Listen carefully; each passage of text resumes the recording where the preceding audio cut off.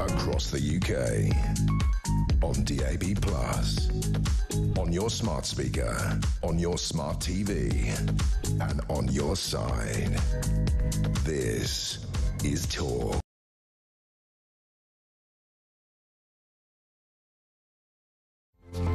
And good afternoon. Yes, welcome. It is the home of common sense. Man alive, we are rammed at this end. Ed Miliband must have choked on his Kellogg's when he realised he had to do this.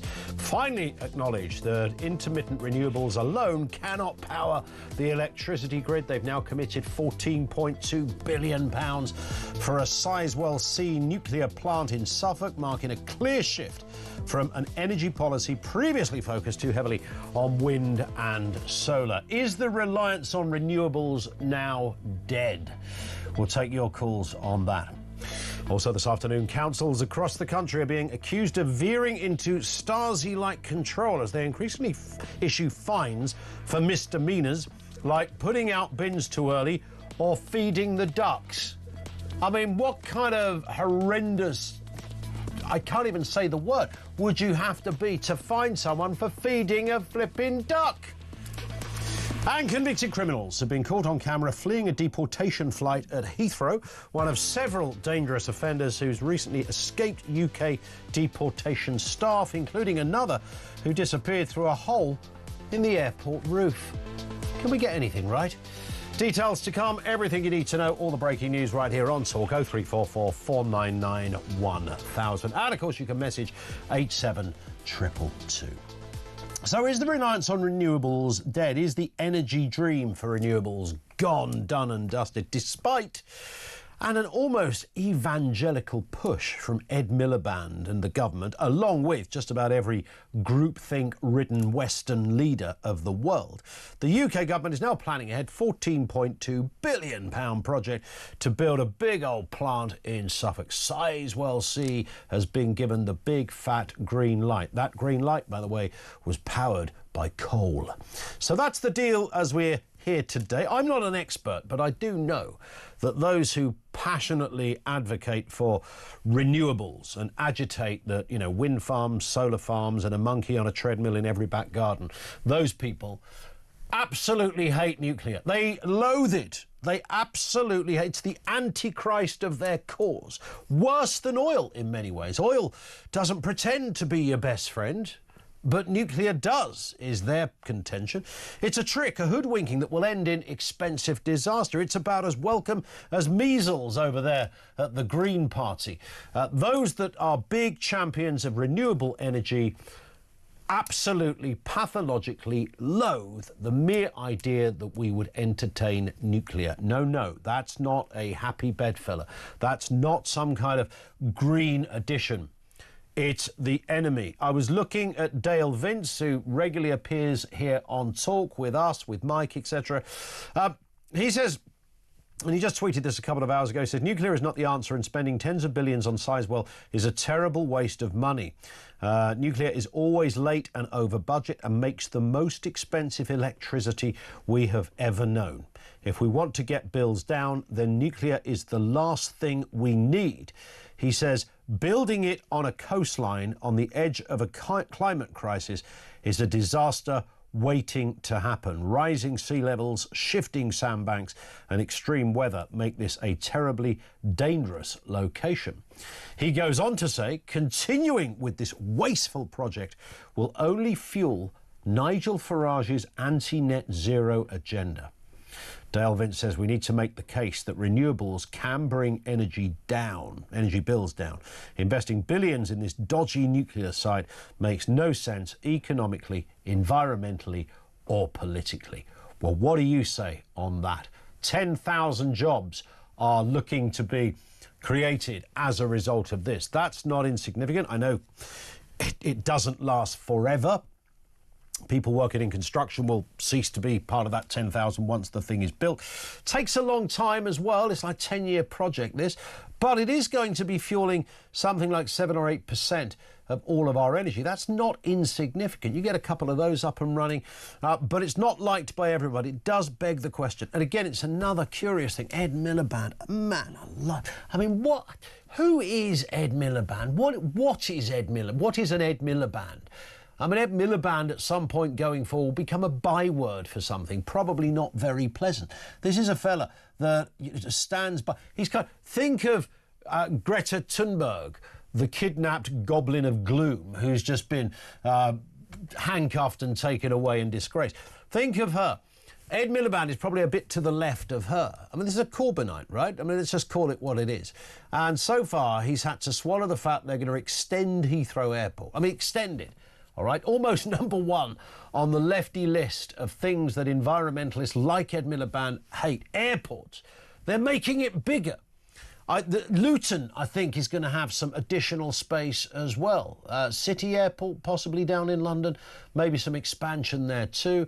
Oil fields are not really fully closing at the rate that he wanted, and now they're building a nuclear plant. But he's hanging on to that big red box, right? He's not going anywhere. No, I'm standing by my net zero credentials. Well, think again, Ed, because someone has usurped you, mate. Because I know for a fact that Ed Miliband does not like nuclear. He doesn't like it.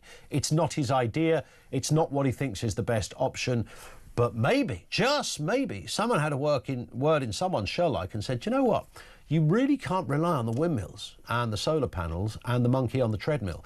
It's not going to power your country. You need something else. You need something that is more stable. You need something that's not going to monkey around, acknowledging that intermittent renewables alone cannot power our electricity grid. 0344 499 1000. What do you make of this in terms... Look, if somebody told us that windmills and solar panels are going to make all the country's energy forevermore, and it's going to be cheaper, it's obviously cleaner, and there's nothing to... We'd all go with that, wouldn't we? We'd all go, well, that's a good idea. Isn't it? A few windmills in the hills and the sea, a couple of solar panels on top of hospitals and, you know, those big Tesco superstores, wherever else you want to put. Fantastic. What's not to like? What is not to like? But we know that it can't work like that. We know that the technology is not reliable enough. We know that the elements are not reliable enough. So along comes a bit of nuclear here and there, pepper the country with some of that. Job's done, everything's good. But those who advocate solely for a country fuelled only by mills and panels are absolutely apoplectic at this. It goes right against the grain. You are forced to ask the question, is the reliance on renewables now well and truly dead? 0344 499 1000. Let's get a word on this and the other big stories of the day. Callum Price, Director of Communications at the Institute of Economic Affairs, is with us. Callum, good afternoon to you. Good afternoon, how are you doing? Oh, good. Nice to have you with us. Extraordinary moment, of course, today when this big announcement was made. There'd been rumblings about this forever, of course, even as far back as the Tory. But do you remember the Tories, Callum? Do you remember those guys that were here? Vaguely. Yeah, just vaguely. But way back in the early 2020s, they were looking at this, and I think before that too. But let's have a listen to Mr. Miliband. Of course, he's set to pump 14 billion quid into this project, following concerns over solar and wind. Let's have a listen to the man who says he's going to save the world with all of our energy problems. Here he is. Making long-term decisions, John, for the future of the country. And I think that's what people elected us to do. And that's what Sizewell C is about. Also just announced small modular reactors, so smaller nuclear power stations, to be built by Rolls-Royce, a British company that's won the competition. This is really important. It's important for our long-term energy security.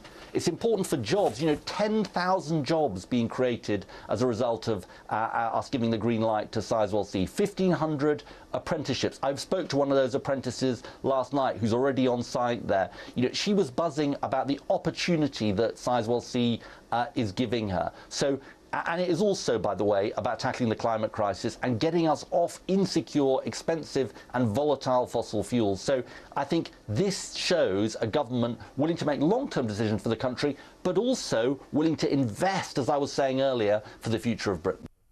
There it is, the buzzing apprentice. That's Ed Miliband speaking earlier today on BBC Breakfast. I mean, he seems buzzing himself, Callum, but I just sort of sense this was not part of the ideal Miliband plan. He wanted panels and mills to run the country, not some big old nuclear machinery over there in Suffolk. Yeah, potentially so. But he's right there. Everything he said there was pretty much bang on. It is a key long-term decision for the future of the country that will benefit bills and energy security, and the sort of environment net zero agenda too. But I guess the point is that it is a key part of, but not the only part of, our energy security. For all of those things, if you want bills to go down, and if you want energy security, you need lots of energy, and nuclear is a huge part of that. Has to be a big part of that. The Tories were wrong to not do more on it, and Labour are picking up the baton in a good way and for everyone's benefit. But you also, wind and solar will play a part. It won't be. It clearly won't be as essential as Ed Miliband would like it to be, ideally, because it's not always windy and it's especially not always sunny. But it will always play a bit of a part. But it's right that they've pivoted to nuclear in a major way. There are concerns, of course, about how long it takes. But famously, Nick Clegg in the early 2010s said that we shouldn't be building a new nuclear reactor because it won't come online for another 10 years. Now, that would have timed just about in time with the war in Ukraine, which spiked energy prices higher and higher. So the best time was 10 years ago. The second best time is today. So the government deserve some credit for that. So 14.2 billion quid. That's alongside, I think, 3.6 billion that the Tories had already put into the funds on this one as well. But like you say, I know it's too late now. There's no point in going over old ground. But back then in the 2000s, even early to mid 2000s, people go, well, you build half a dozen of these things and we'll be home and dry. The French do it. Let's give it a go. And the argument, as you say, was always, it's going to take 10 years. We'd be up and running by a decade right now if somebody had taken that advice. Absolutely, and it's one of the places where Britain is really, really, really internationally across the world lagging behind. Our energy prices are so high, and that has a huge impact across the board. Not just on household energy bills, though that's obviously a huge part of it, but on everything else. Because funnily enough, you do actually need energy to do basically anything else that's useful. That's heavy machinery to turning on the office lights. So if you want an economy to be functioning and growing properly, which is what makes us all better off and gives everybody better paying jobs, you need cheap and ideally abundant energy. So it was a mistake of short-termist politicians of the past to say, no, this won't come online quick enough. The government's finally catching up. It will take still a long time to come online, but it's absolutely vital that they do it. So fair play to them. There it is. And what about the argument, Dale Vince and others, certainly an environmental argument, is that this actually will just fuel Nigel Farage's anti-net zero agenda, because he'll be able to say, look, I told you so, windmills are rubbish, don't worry, we've got nuclear now and the government know it. We were right, they're wrong. Well, as far as I'm aware, and I don't pretend to be a complete energy expert, but I don't think nuclear emits that much carbon. So I don't really know what Dale Vince's argument is there, that it is going to be anti-net zero to be going for nuclear energy. It's also, it takes up less land than every other energy source too, per watt. So it's a tick and another tick on that agenda. And if you want to say it's fueling Nigel Farage's anti-net zero bid, it basically doesn't really make any sense. It should be an addition to every other energy source, both renewables, solar and wind, but also non-renewables, because the cheaper the energy, the more our economy can grow and function at a higher rate. And through that innovation that comes out of that a booming economy, that's how you find the technologies and the advancements that are going to really save our environment and bring carbon emissions down. Indeed. Let's have a look at this story as well. This is just bonkers, but always good fun to talk about heavy-handed councils slapping fines on residents for, what are just very minor mistakes, putting your bins out early, feeding the ducks as well. So there's examples of private contractors who are paid per fine. Exploiting the system, 39 councils issue over 14,000 fines in 2023. We've got the case of the widower fined £500 for a stray envelope that was obviously seen as littering. An 82-year-old fined £150 for feeding the ducks. Seriously, Callum, what kind of world are we living in when anyone thinks that's okay? Yeah, it's just, I mean, it's beggars belief, isn't it? It's absolutely bonkers, some of these stories. That envelope that went missing for a £500 fine is just, I mean, it's sort of silly, but it's also extremely sad. And it's symptomatic, I think, of things sort of generally breaking down, a system that clearly isn't working. And that is sort of feels a little bit symptomatic across the board at the country at the moment. But in this specific example, it's about local government finance. Clearly, councils are desperately looking for any way they can raise money, and they are picking on easy targets or vulnerable people, if certainly in these examples, to raise that money. And you look at the graphs for the amount of money that's been raised through fixed penalty notices and other fines, and they're going up and up and up because they don't have fundraising powers elsewhere, and their budgets are being spent sort of rather profligately across the board. And there are plenty of examples of council waste that I think that we could be drilling down into to find extra money, rather than taking it off the people who are maybe an envelope flies out their bin, or they're busy feeding the ducks when they shouldn't be. So priority is a little bit astray here, but it's clearly symptomatic of a bigger problem. Yeah. Absolutely right. We'll come back to that as well, and more stories still to come. Callum, stay with us. Callum Price with us. He is, of course, Director of Communications at the IEA. Thank you to him. Over to you. Questions on the reliance on renewables. What is the plan here? The grand plan. We all want cleaner energy. I think nuclear actually does that. Dale Vince and others saying, well, actually, no, it doesn't really. It's a waste of money. It's very, very expensive, is their contention as well. And the location on a coastal resort is bonkers, goes the argument. But it is going to be supplying 7 or 8% of our total energy. So in that respect, don't understand why these things have to take 10 years. Really? 21st century, kids. I mean, Elon Musk can reverse a rocket back into its pod.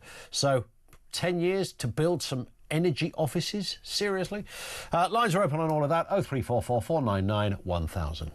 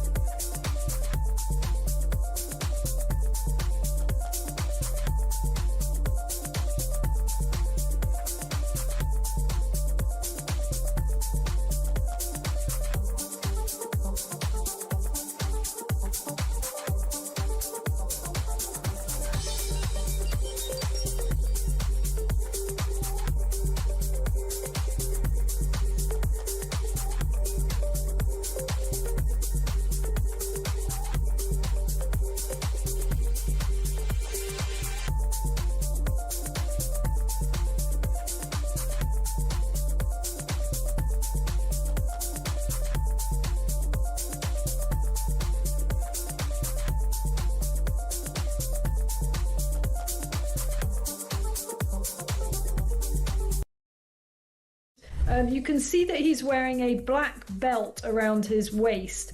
That is a waistband that is used to restrain troublesome deportees. So when the staff, the Home Office contractors who accompany foreign criminals on those deportation flights think that somebody they're escorting is going to cause trouble, they put one of these restraining waistbands on him.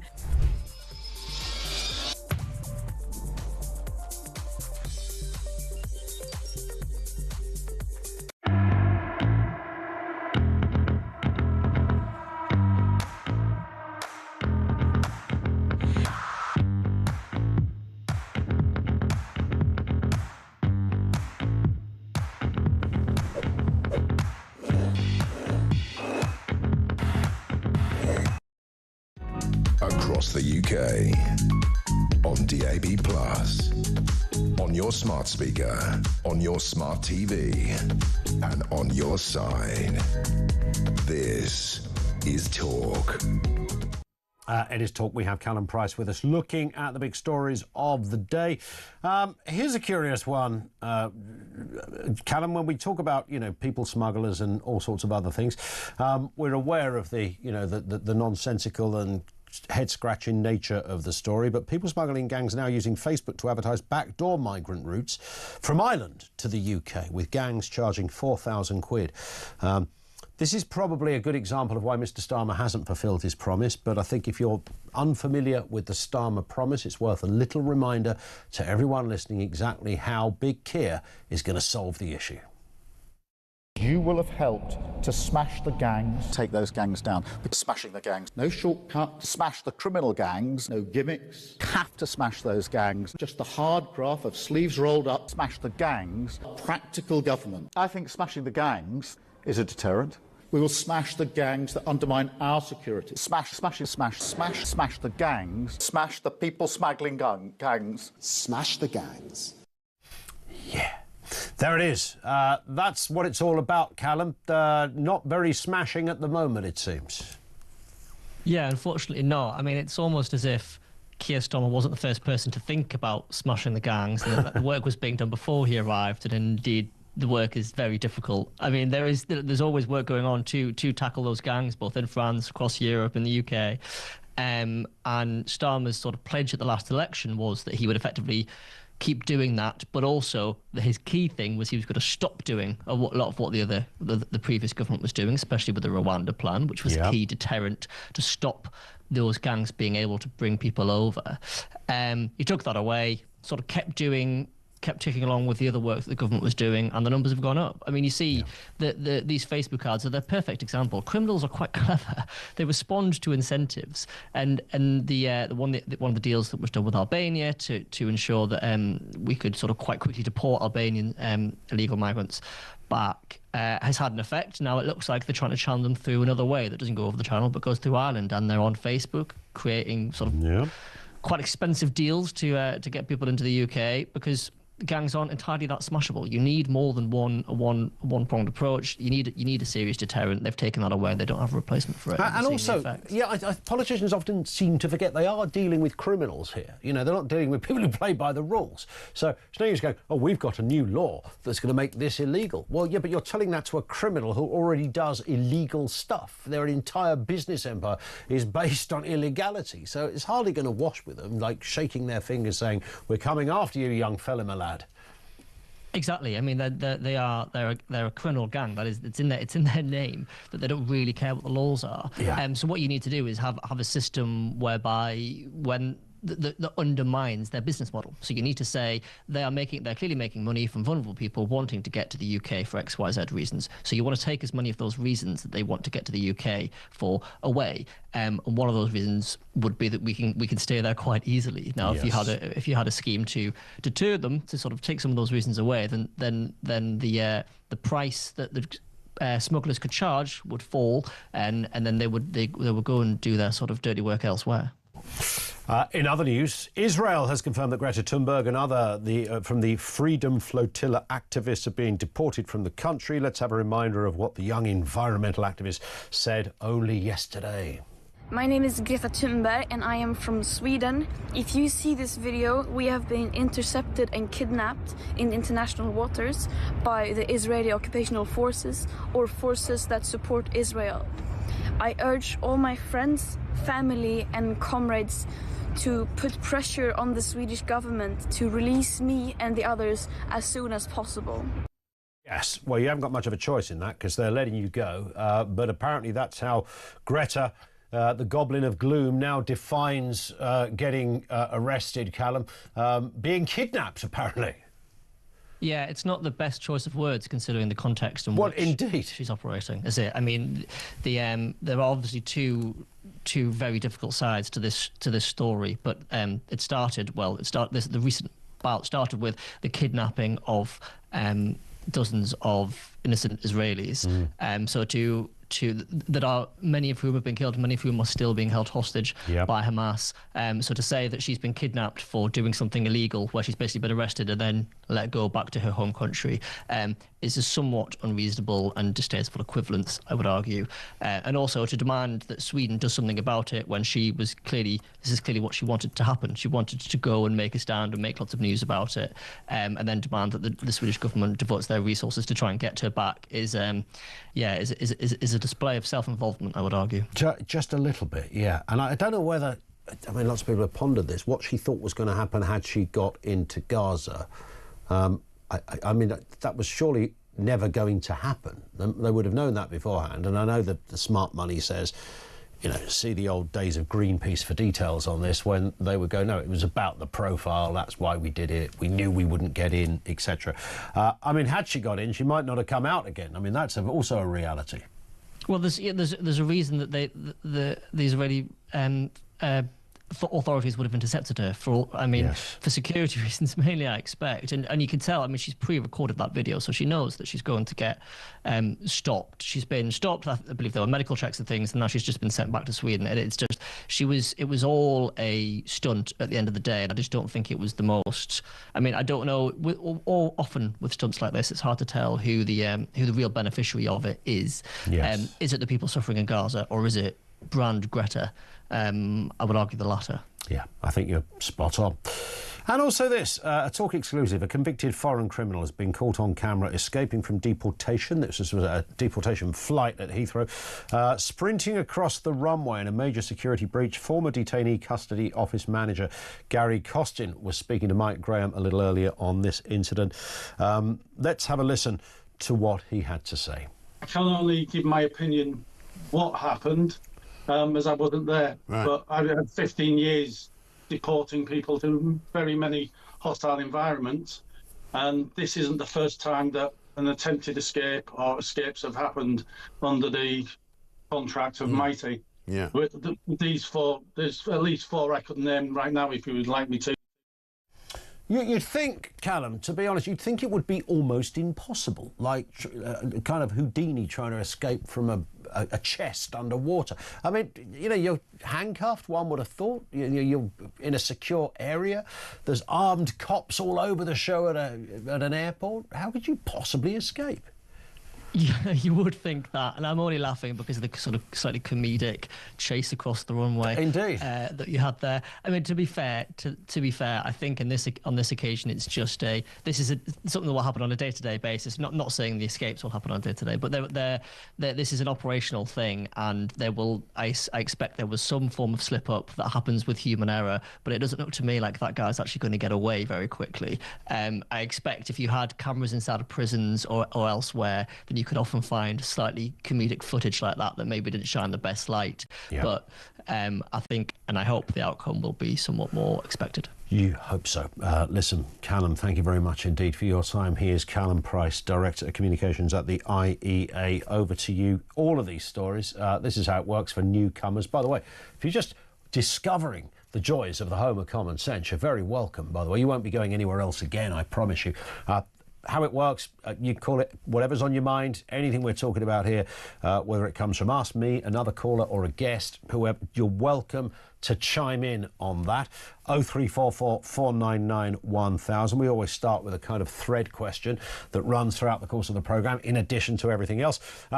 And that, of course, is Ed Miliband's nuclear announcement, which he must have done through gritted teeth. I don't believe he really believes it, but nonetheless, 14 to 18 billion pounds is being spent on Sizewell C. It's a game changer. 7% of our energy will be provided from that. 10,000 jobs. What's not to like? It does raise the question, is the reliance on renewables dead? 0344 499 1000.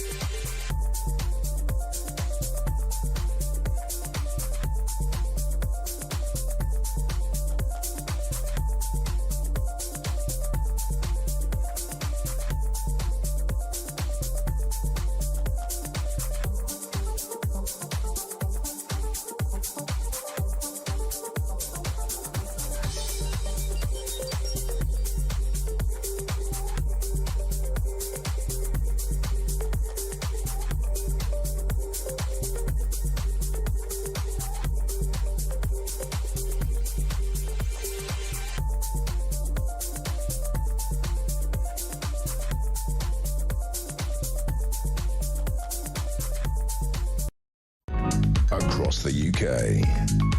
On DAB+, on your smart speaker, on your smart TV, and on your side. This is Talk. It is Talk. We'll be back with some comment from you in a few moments' time. We've got some great voices to speak on this story. Ed Miliband admitting that intermittent renewables alone cannot power our electricity grid. They've now committed £14.2 billion to the long-delayed Sizewell C nuclear plant. If you add that to what the Tories had already put in there, you're looking almost the thick end of 20 million. 15 years after it was first proposed, the project is finally moving forward and is expected to power the equivalent of 6 million homes, could create 10,000 jobs, including 1,500 apprenticeships. What's not to like? We'll speak to Adrian Bull in a moment. Not too enamoured by this, and Dr. Ian Farley will join us as well. But first, Chaitanya Kumar, Head of Economy and Environment at the New Economics Foundation. Good afternoon to you. Afternoon, Ian. Thanks for having me. It's a pleasure. Nice to have you with us. I mean, the numbers are impressive. 10,000 jobs, 1,500 apprenticeships, 6,000 homes. What's not to like? Well, that's a good question. I would find very little not to like in this. I guess the big question for me is how much would it really cost? 14.2 billion, of course, is capital investment. The running costs will add up over a period of time. We're talking about infrastructure that will be around for 60 years. So a significant amount of time. So how do we pay for those costs? Obviously, we'll pay for them to our energy bills. I'll be keeping a key eye on how much would it put on our bills, ultimately. That's what matters to me. Yeah, there is an argument, I've heard some environmentalists make this point, that actually it's the most expensive form of electricity. What's your comment on that? I think when you are in a race to have lots of clean energy, low carbon energy, there are very few options out there. You've got renewables, offshore wind, onshore wind, solar, by and large, but then you've got nuclear, which is a relatively reliable, in fact, quite reliable source of electricity, clean electricity. That's the most important bit. And that's pretty much it. You've got other technologies like hydro and geotidal, etc., but that's much more expensive. So in the pecking order, you've got renewables, which is very cheap, and then you've got nuclear up there, slightly more expensive, but certainly clean. So in an environment where you're pricing the value of clean electricity a lot more, nuclear becomes quite attractive. Do you sense this has come out of necessity, just a brutal reality that renewables just will never, ever be 100% reliable? Is it as blunt as that? I think it's more about the demand for electricity. We're seeing a significant rise in electricity demand. All projections seem to suggest that the demand for electricity in Britain alone will double in the next 20 years. Where will that electricity come from? It has to come from, and it has to be clean. Let's not forget that. That's the most important. It has to be clean, and significant amounts of it is needed. So in that context, you have, again, very few options. Some will argue, you're right, that all of it could come from renewables. But I think you do need some system resilience and security. I think nuclear provides some of that. There it is. Chaitanya, thank you very much indeed for your time. Chaitanya Kumar, Head of Economy and Environment, New Economics Forum. Let's get a word from Adrian Bull, who is from the Dalton Nuclear Institute, on this very point. Adrian, you heard some of the arguments that our previous guest there just made. Good afternoon to you, by the way. Afternoon. I mean, his point was that, if nothing else, there's a sort of inevitability about all of this. Well, I think for many of us, it's a great relief that it's arrived. I don't think it was necessarily inevitable that we'd get this announcement today, but it does show that the government are really serious about, boosting the resilience of our energy infrastructure and also cutting the carbon emissions that we know are damaging to the environment. So it's a good idea. I think so, yes. I mean, it's not the only solution. We need nuclear as part of a mix, along with the other low carbon technologies as well, renewables that we've heard of. But we have to remember, if you're investing in renewables, whether it's wind or solar, there's also a need to invest in the other energy infrastructure that will operate when the wind doesn't blow or the sun doesn't shine. And that means you're effectively paying twice a lot of the time. Many would say, well, if you invest deeper and faster in renewables, then, it will be reliable, because there'll be so much of the stuff, it can't fail to be reliable. To some extent, that's true with wind. But we still get long periods in the winter when it's very cold and very still. And ironically, those are the times we need the most energy, the most electricity to heat our homes. And you get a big, weather system over a lot of the UK, very, very little wind. And of course, in the winter as well, very little sunshine for a lot of the time. So, and no matter how much solar infrastructure we build, the time that the UK uses the most electricity is about tea time in December or January, when it's cold, when the homes and schools have still got lights on. Offices and schools have still got lights on, and factories, people are getting home. And we know that the sun doesn't shine at that time. So we'll always need to meet our maximum demand without solar. So, I mean, based on that, we need more Sizewell Cs, not fewer of them. Well, all we're doing really with Sizewell C and with the small modular reactor program that has also been announced today, we're effectively replacing the nuclear that we're going to be losing over the next few years. We had up to 25-30% of our electricity mix in the 90s coming from nuclear. That's gradually declined over the last couple of decades as those plants have got to the end of their lifetime. And when Hinkley Point C comes online in the next few years and then followed by Sizewell, well, all we'll be doing is getting back towards where we used to be before. I would like to see more nuclear coming along over the next sort of couple of decades, whether it's the large gigawatt scale plants like Sizewell C, or whether it's more of the smaller reactors like the Rolls-Royce small modular reactor that government have announced support for today, coming back onto the grid so that we can boost the share of nuclear beyond that 25-30%, perhaps up to 50%. And of course, remember, as your last speaker said, we're looking at doubling the electricity cake, the size of the electricity cake over the next 25-30 years as we decarbonize transport, industry, domestic heating, and so on. All of that is going to be replaced by electricity, and that needs to be low carbon. But it comes with a very big price tag, of course. I mean, not least the building of it, sustaining it. Are we going to sort of hit an HS2 moment, as everybody keeps saying today, where this 14 billion becomes 24 billion, becomes 30 billion? You can almost see that coming down the tracks. I think, you could be forgiven for thinking that, but the big difference this time with our announcement of Sizewell C, it's the first time the UK has got over our almost phobia of building the same plant again. Sizewell C will be a replica of what we did at Hinkley Point C, and our previous nuclear power stations that we've built, the various generations of them, have all been, different designs each time. So we've never really built a series of the same reactors with the same people, the same supply chain, the same staff, the same companies going back and doing what they've done before. And when you start to do that, those costs become much more predictable, and the investment risk that your previous speaker mentioned comes down much more. So the investors have a lot more certainty. We can expect the timing to be quicker. Even at Hinkley Point C, which is what we call a twin station, with two reactors the same, the second one that's lagging behind that started about 18 months after the first one, that's being built at massive reductions in cost and time compared to the first one, because those lessons that have been learned are being brought into practice. That learning is being used on the second. So you're building it quicker, you're building it cheaper, you're building it with much more confidence and predictability. Adrian, thank you for your time. Adrian Bull from Dalton Nuclear Institute. Let's speak to Dr. Ian Farley, Vice President for the Campaign for Nuclear Disarmament. Ian, good afternoon to you. I don't want to put words in your mouth, but I'd imagine you disagree with pretty much everything you've just heard. Very much so, yeah. I mean, people like Dr. Bull have got every right to have their own personal opinion, but really, from our point of view, C&D's point of view, this is a giant step into the past rather than to the future. Why is it? Because it's got the word nuclear in it? Is that the upsetting bit, that it makes people think of mushroom bombs and all sorts of terrible things going on in Hiroshima? Well, partly that. It's got to do with the fact that there are very close connections between nuclear power and nuclear weapons.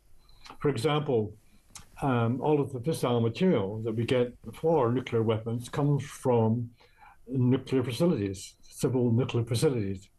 And the government has admitted at least 2 or 3 times in the past that the main reason why it wants to go ahead with nuclear is to keep nuclear know-how extant for nuclear weapons. And we are very much opposed to nuclear weapons, as you can imagine. But of course, that doesn't mean there's not more than one application for something. An energy source can be used for the good, and it will be said that this is what this is. It is good. It's not belting out all sorts of horrible guff into the atmosphere like a chimney that's coal-powered. It's clearly a much cleaner form of energising our nation. It creates lots of jobs, and it's stable, which your windmills and your treadmills and your solar panels simply aren't. Well, that's one way of putting it. No, I would disagree with those contentions, I'm afraid. Just for example, the point is that Britain doesn't have any uranium ore, okay? All of our uranium is imported. Some of it comes from nice countries like Russia, Kazakhstan, Uzbekistan, right? And so we're going to be importing this fuel I should say the uranium ore, to fuel our reactors. Now that means that self-sufficiency-wise, it just doesn't make any sense whatsoever. And we have asked the government on many occasions to tell us what percentage of the uranium that comes in comes from those unreliable countries, and they refuse to tell us. Indeed, we've heard from a number of inside sources that for Sizewell B, not C, Sizewell B, that most of the fuel, in fact, comes from Russia. Well, that doesn't make us very self-reliant. Another point I'd like to make is that many people think that nuclear power is a source of low-carbon electricity. Well, not really. And it's true that the reactors themselves, when they're operating, they don't put out much carbon dioxide. But if you look at the nuclear fuel cycle before and after, for example, uranium mining, uranium milling, the transport of the fuel here, the enrichment of the fuel with U-235, and then you've got all the nuclear waste coming out at the end, it turns out that nuclear is a very poor way of reducing our carbon emissions. In fact, the Intergovernmental Panel on Climate Change has said that nuclear is 10 times less efficient than the renewables, 10 times. What does a energy plan look like from a CND perspective? Is it just mills and panels, or is there something else in there? I think I would rather... I'm not being disparaging saying that. I'm just genuinely interested, because some people do say, look, put enough windmills up, put enough panels up, it will work. Well, yes and no. I mean, the thing is that a number of institutions around the world have looked hard at this question about, for example, can we supply all of our electricity in Britain from the renewables, i.e. wind turbines and for solar panels? And the answer, yes, we can do it. And we not only that, save a lot of money at the same time. The thing about, if you look at worldwide about what's going on in the energy sphere, you find that renewables are burgeoning everywhere. Costs are falling, technology is improving. It's just taking off with a huge bang. Here in Britain, we are looking right at the past. I mean, nuclear has been around since 1957 or so, and really has got a very undistinguished record. Why are we pushing ahead with this, really, when we've got many options ahead of us? Yeah, but Ed Miliband is somebody that would, he wasn't far from your thinking up until about half an hour ago, it seems. And now suddenly he's done this kind of reverse ferret number, as he did on Heathrow and a few other things. And he's sort of come to the font of nuclear. What do you think happened to Ed? I don't want to personalise this. No, but he is the Secretary of State for Net Zero, so it's reasonable to investigate perhaps what his thinking is here. He's going to have to carry the can on this. But I don't think this decision really came from him. I think it came from his masters, I'm afraid, which is rather unfortunate. Ed's a good guy, and we, generally speaking, we like some of the things that he says. But this is military. When you say his masters, do you mean the Prime Minister, or is there some other shady cartel that we're not aware of? It would be Starmer, yes. Yeah. Okay. I mean, let's face it. And from a CND's point of view, Starmer has not been a standout Prime Minister for many reasons. And this is going along yet a step further away from what CND would like. It's regrettable, and we very much hope that the government will see sense and dilute some of these proposals. We really do. Well, I mean, I wouldn't, with respect, I wouldn't hold your breath on some of that, Ian, but it's, you know, I certainly admire that your entrenched and, you know, respected position on this stuff. Great to have you on. Ian Farley, Dr. Ian Farley, Vice President of the Campaign for Nuclear Disarmament. You wouldn't expect him to say other than that. He's been consistent all his life. Fair play, ain't North Korea. That's his view. He sticks by it. But over to you. Is the reliance on renewables dead? He doesn't think it is. He thinks what we're doing here is a dangerous experiment, a terribly dangerous experiment in the way this thing will work. Your response, 0344 499 1000.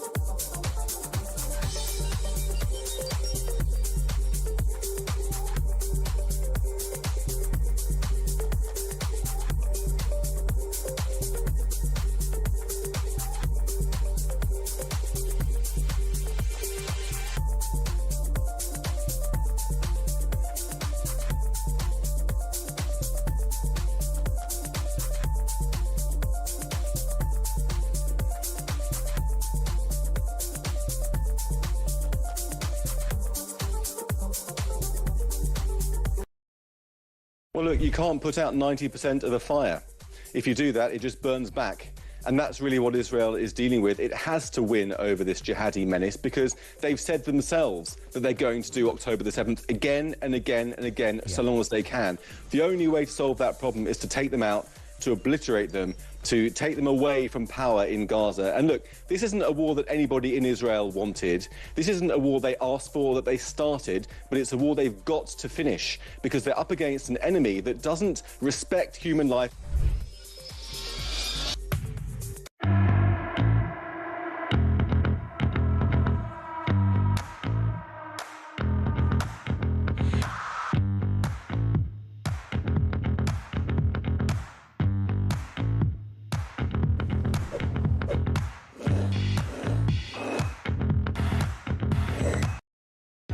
Across the UK, on DAB+, on your smart speaker, on your smart TV, and on your side. This is Talk. Mark says, Ian, you utter tease about Miliband's nuclear statement. My heart leapt that he'd announced he was standing down. And as for the 14 billion quid cost of new nuclear power station, no one outside Labour believes that this cost will not be closer to 50 billion plus once everyone involved has wet their beaks. But I love that phrase. That's true. Bravo to Dr. Bull, by the way. Yeah, we should say congratulations to David Bull. He is the new party chairman of Reform UK. You heard him speaking to Julia. He's got his work cut out. But if anyone is likely to put in the hours and the graft and the knowledge required, I can tell you now, because I know David well, He's one of our colleagues. He's on the team sheet here at Talk. Then it's him. And there are very few people. Those kind of jobs look like, oh, I could do that job, I could do that job, until you tell someone what you've got to do that job. And it's full on. It's full on. You don't run a political party from a chairman position by laying in a hammock in Marbella. It doesn't happen. 0344 499 1000. Let's go to John in Woking. Back to your calls. John, what are you thinking? Afternoon to you. This power business. Yeah. I'm 100%. I think we should roll out Rolls-Royce, small modular reactors. Yep. We should do like the Norwegians have done. We should frack, and we should set up a sovereign wealth fund for the country. Sell the oil abroad, whoever wants it. But here's an interesting one. Do you know what the most reliable thing on the planet is, or one of the most reliable things on the planet is? 4 tides a day. 4 tides a day, yeah. What's the there is tidal power for some reason. There is a counter argument to it, isn't there? Well, I can't remember what it is, but you might be more familiar with the mechanics of this. I'm a diver. I've dived with your colleague Julia. Okay. Julia. I've dived all around the United Kingdom, from right up in the Orkneys to Alderney. There was a wreck we did up in Scapa Flow. If I had gone another foot past this point on the wreck, I'd have been swept out to sea like nothing on earth. Because of the speed, the undercurrent speed. The tide was raging. Yeah. In Alderney, we did a big wreck, 50-metre wreck to the bottom, and when we were coming up, the shot line that we all hold on to collapsed because of the tide. But there was 12 of us. We drifted. When I asked the skipper when we got back on the boat, I said, how far do we drift? He said, you drifted for 12 nautical miles in 1 hour. Wow. 12 nautical miles in an hour. In an hour. We have you seen them surf on the Channel Ball, on the Seven Bore? Go on. Well, they do. When the bore, the Seven Bore is in full flow. Yep. They go and surf it. So what is the thinking as to why tidal isn't the answer? Because it does come up every now and again. I think it could be the expense. But what's cheap about nuclear power or fracking? What's cheap about getting the oil out of the North Sea? Nothing's cheap. Everything's expensive. But the thing about this is, you have 2 types of tides. You have a spring tide and you have a neap tide. Sure. Spring tide is really going for it. And what happens is over 6 hours, the tide builds and it gets faster and faster and faster. And then it drops right off to there's about half an hour break. Yeah. And then it just does the same again. Right. And it does it every 6 hours. And when it's all to do with the correlation of the moon and the sun and the earth. Okay. And when in a spring tide, it rips, absolutely rips. We've been drifting around places like Portland and Lime Bay, and you're flying. I'd like to listen, all of that, because, again, just slightly repeating myself, whenever we debate this, someone always says, what about tidal power? We're surrounded by water, there are powerful tides. You've just brilliantly described some examples of that and your own experience too. I'm intrigued as to what it is specifically. You've just said the cost, John. It may well be that. Listen, I've got to move to get more comment on Charlie's in East Sussex. What have you got for us, Charlie? How you doing, Ian? Yeah, good, thanks. Well? Yeah, far away. Excellent. Well, do you know, this Dale Vince seriously winds me up, that guy. The multi-millionaire Dale Vince. Of course, he's got vested interest in all this renewable claptrap, which is really what it is. I mean, when you dig down into the figures, Ian, we are importing 20% of our electricity from the continent, mainly France. How do they mainly generate their electricity? Nuclear power. Yeah. So to me, his argument goes out the window. We haven't, and I'm not. But if we're getting 50% already, 50% of our energy from renewables, then even a cynic might go, "Oh, that's quite impressive." Well, you would say impressive, but I would say to you, well, where's the other 50% coming from? Yeah. We're not going to be 100% from renewable. It's not reliable enough. The technology, in my view, hasn't got there at all.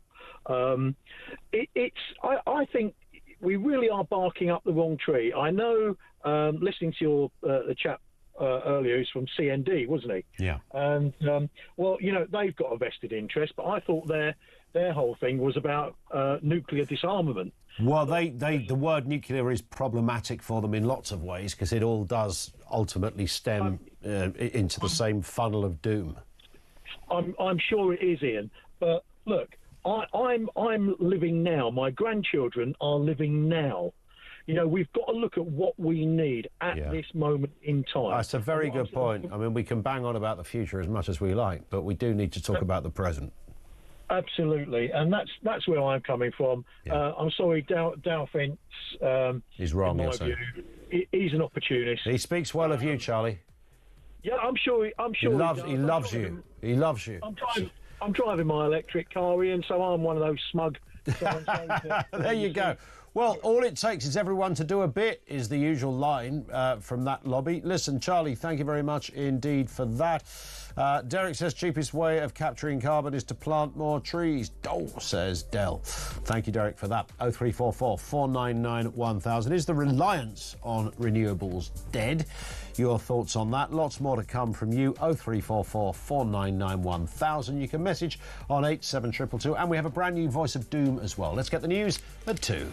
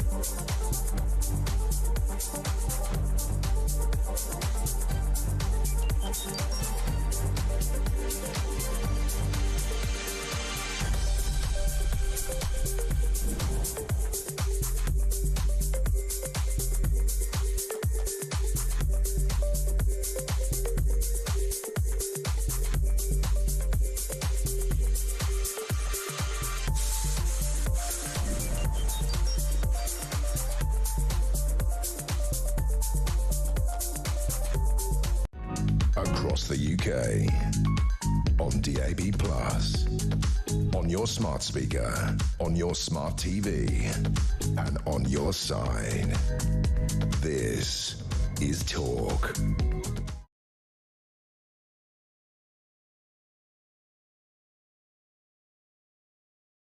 What have we got here? Very busy. Ed Miliband finally acknowledging that intermittent renewables alone cannot power our electricity grid. He's committing to £4.2 million for a new Sizewell C in Suffolk, the nuclear plant there, making a shift from an energy policy previously focused too heavily on wind and solar. Is the reliance on renewables now dead? Is this an admission that they simply cannot do it on their own?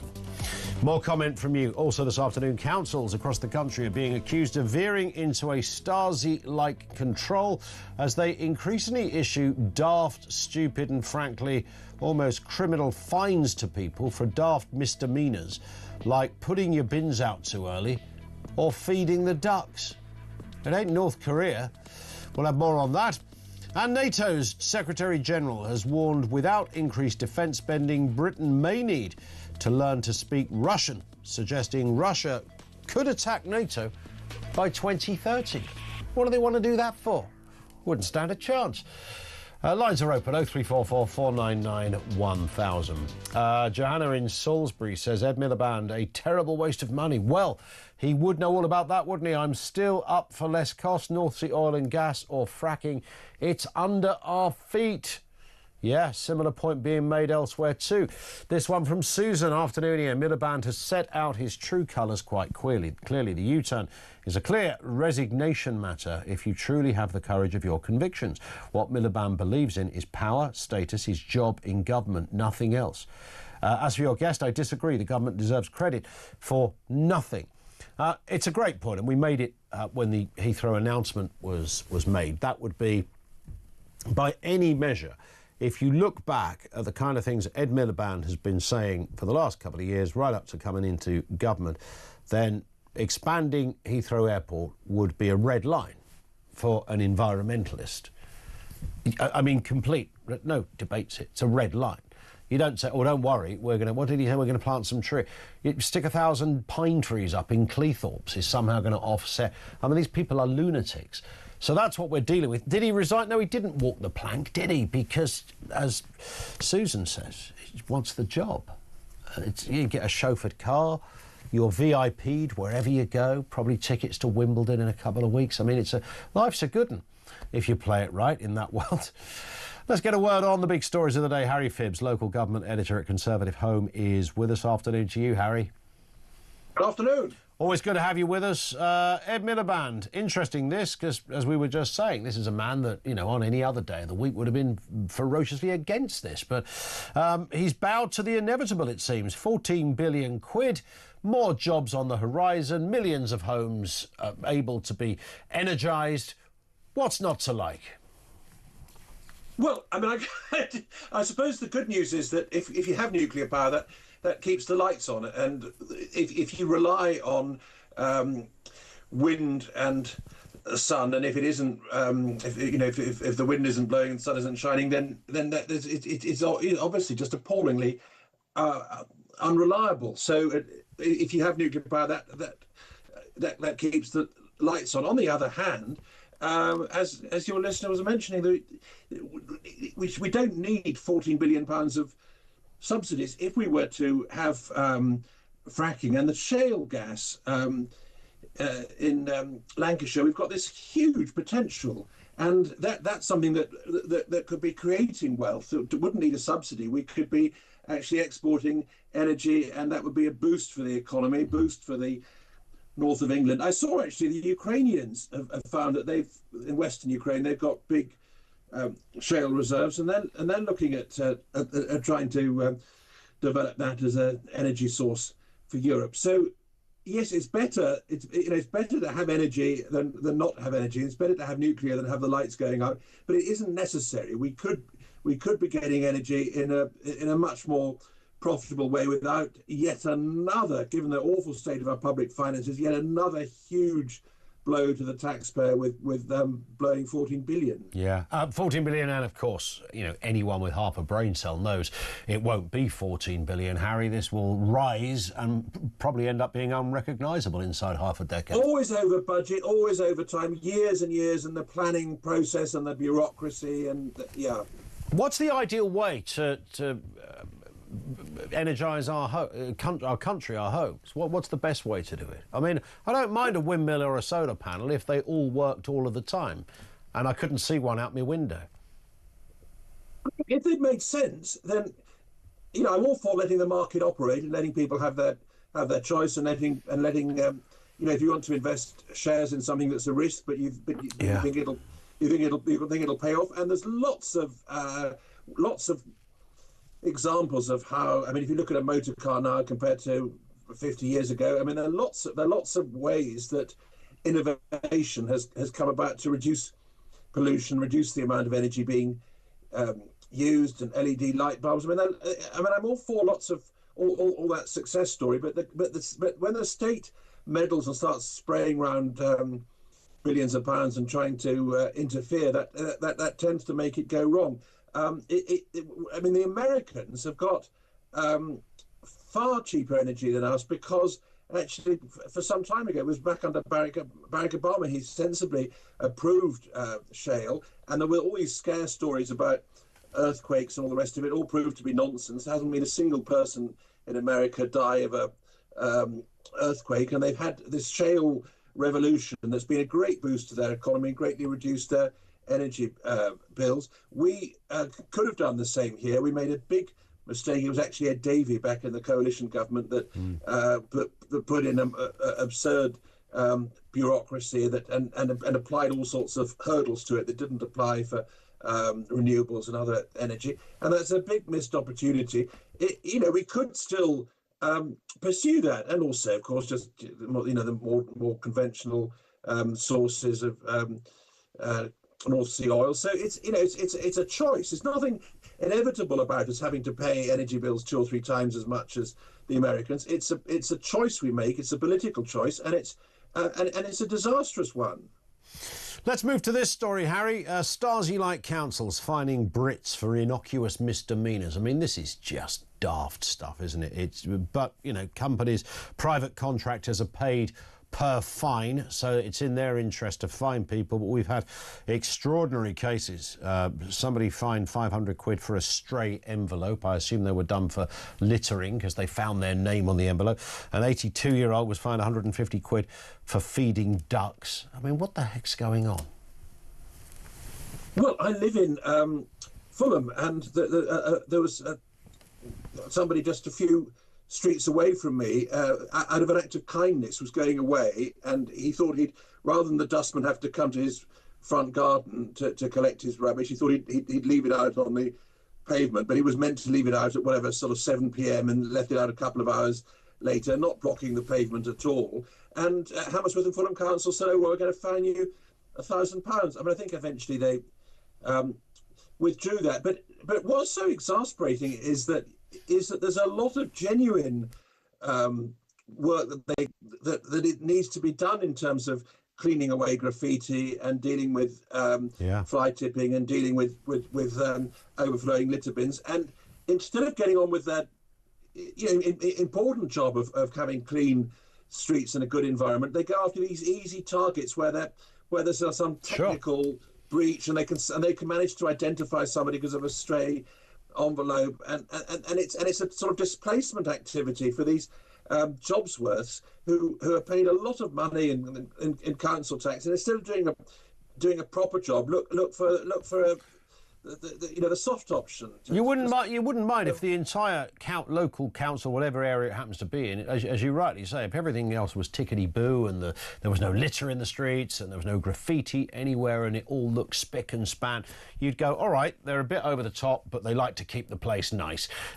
House-proud councils, but invariably, I mean, no councils are really like that. They, as you say, they go for the soft target. Let's move to this story. David Bull named as the new UK chairman. He's our colleague, of course, here at Talk. He's been announced as Reform UK's new man at the top. Party leader Nigel Farage is full of praise for the new appointment as Zia Youssef's replacement, with Youssef to lead Reform's Doge team to cut council waste. Let's have a listen, though, to Nigel Farage on David Bull as their new chairman. David's job is not to get involved with the admin, is not to get involved with the tech. It's to give leadership, and above all, to give leadership to that volunteer army out there of people, as Zia mentioned, of 450 branches, and they're going to be seeing an awful lot of Dr. David Bull over the course of the coming years, and he comes into this job with terrific verve, energy, enthusiasm, and it's going to be great fun.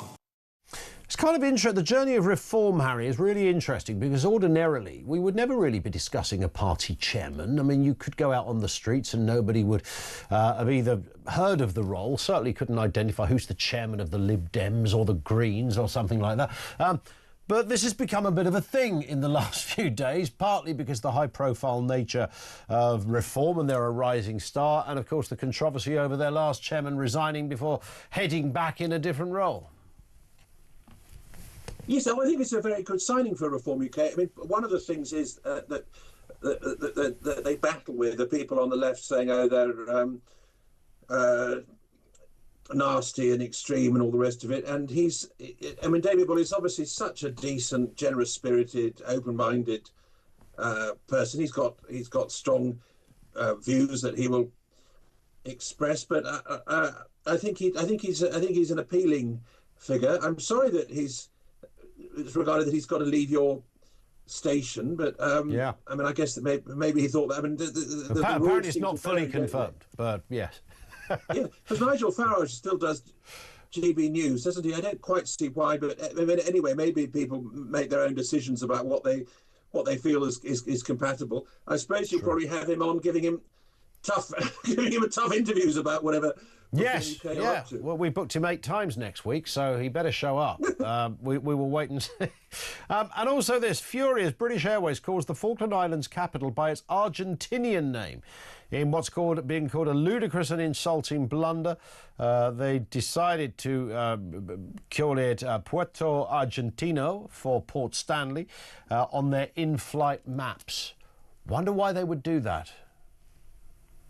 I mean, I think it's appalling. And for it to have sort of got through, somebody wrote this in-flight guide, and then presumably somebody else approved it, and nobody thought that there was any problem with it. And then when it was drawn to their attention, they then said, "Oh, it's a kind of bureaucratic non-apology. Oh, we will be reviewing this with our third-party supplier." It's not the name. It's not the name of the capital. There's no, we fought a war. And the strength of feeling, they just don't seem to understand the anger that this will, the people, that lives were lost to regain the freedom for our territory. The overwhelming view of 99.9% of the Falkland Islanders wanting to be British, and the importance of self-determination, and this strong patriotism, and for a British to say, "Oh well, we'll review it and have an investigation." They didn't seem to have any sense of how appalling this blunder is. And it's quite extraordinary, as you say, that instead of going, "Oh my goodness, we're really sorry, we royally mucked that one up. We'll sort it out, but we'll have a little look at it." I mean, should we change every name in this country to Roman names? I mean, I know some still exist, but maybe that is the answer to achieve some sort of consistency in the lunacy department. Harry, thank you as ever. Harry Phibbs, he is of course local government editor at Conservative Home. Thank you to him. Over to you shortly. Comments coming in on the whole issue of nuclear in particular. This from Henley, who says, just another couple of differences in types of generation. Nuclear lifespan 60 plus years, wind 25 to 28 years. The other thing to look at is the amount of energy you actually get compared to the nameplate numbers, i.e. the capacity factor. Nuclear 90+%, wind 60 to 70%. We once led the world in nuclear power. People at the top of nationally owned power companies were engineers, not civil servants, says Michael in Henley, who's a retired chartered engineer and arguably knows his beans in this department. You do wonder. I think it's the same, isn't it? companies you work for, but certainly it's much more profound and urgent in areas of government where you think, do they ever ask the people that actually work in this area, rather than the bean counters? You've got to consult them on money, but bean counters and, you know, civil servants who are sort of looking at a lot of charts and not really their own work. You do wonder. And that happens across the board, doesn't it? Where you scratch your head, how did they come up with this crazy decision? It seems incredible. But there it is. Michael, thank you for that. 0344 499 1000. Back with more comment from you coming next.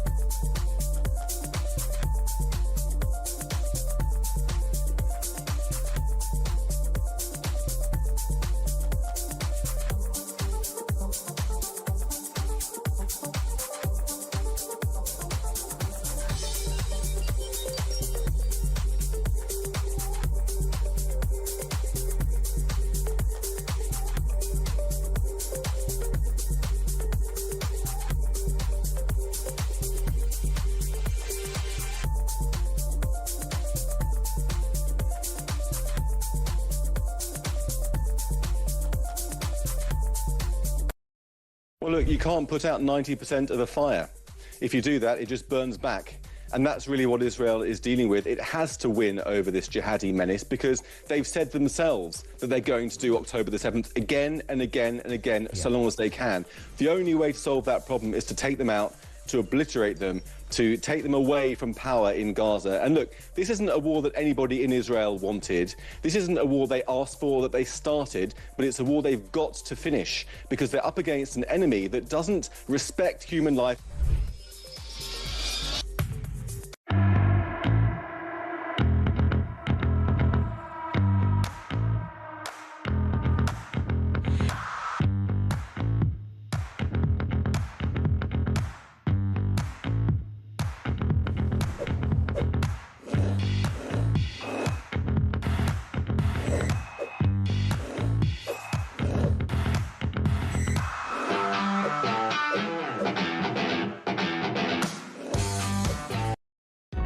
Across the UK, on DAB+, on your smart speaker, on your smart TV, and on your side.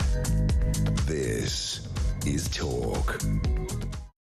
Let's go back to it. Matt's in Cheshire. What have you got for us, Matt? Afternoon to you.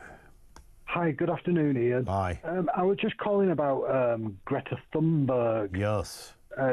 She's basically the poster girl for a generation of unstable activists that range from Just Stop Oil pensioners to Socialist Workers' Party NHS picket line people. Yeah. And I think she's a salaried Soros employee, as with a lot of these people we're seeing in America at the moment, the non-Mexicans holding the Mexican flags. So what we have to remember is that Labour and the Democrats are controlled by the lunatics that decide what the policies are. Yep. And they put on a front of centrism And in the background, people like Keir Starmer cannot help but be swayed by the Soros-paid lunatics and the organisations that organise all these crazy events and activist events. Do you sense that when Greta decided to jump on a boat with some mates, did she ever really believe she was going to get there? No, I can't see how what would have happened of walking around Gaza looking at rubble with a camera crew, and I can't see that she actually imagined that would happen. It's all about the arrest shot, isn't it, and the purposeful language as well of the kidnap was used purposely, like genocide is used purposely to insult Israeli people. Yeah. These people are, again, unstable.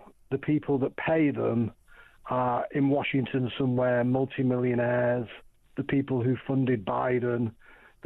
Everything we see on the other side of the in America is more or less replicated in Britain now. And if we've been watching the riots in LA, yeah, you can just tell it's all orchestrated. There's when you Palestine. Say orchestrated in what way? The Democrats, last time Trump was elected, they waited a while, then they orchestrated some events on the street, and it was mainly just anti-Trump events. Who on earth would try to stop violent criminals being deported? Yeah. I don't know if you saw the case of the Maryland dad. Did you see that case? No, go on. He was a guy, I think he was called Abrado Garcia. Okay. He was arrested, and the Democrats and the media were calling him Maryland Dad, has been wrongly deported to brutal El Salvadorian jail. Yeah, but there was another story to this.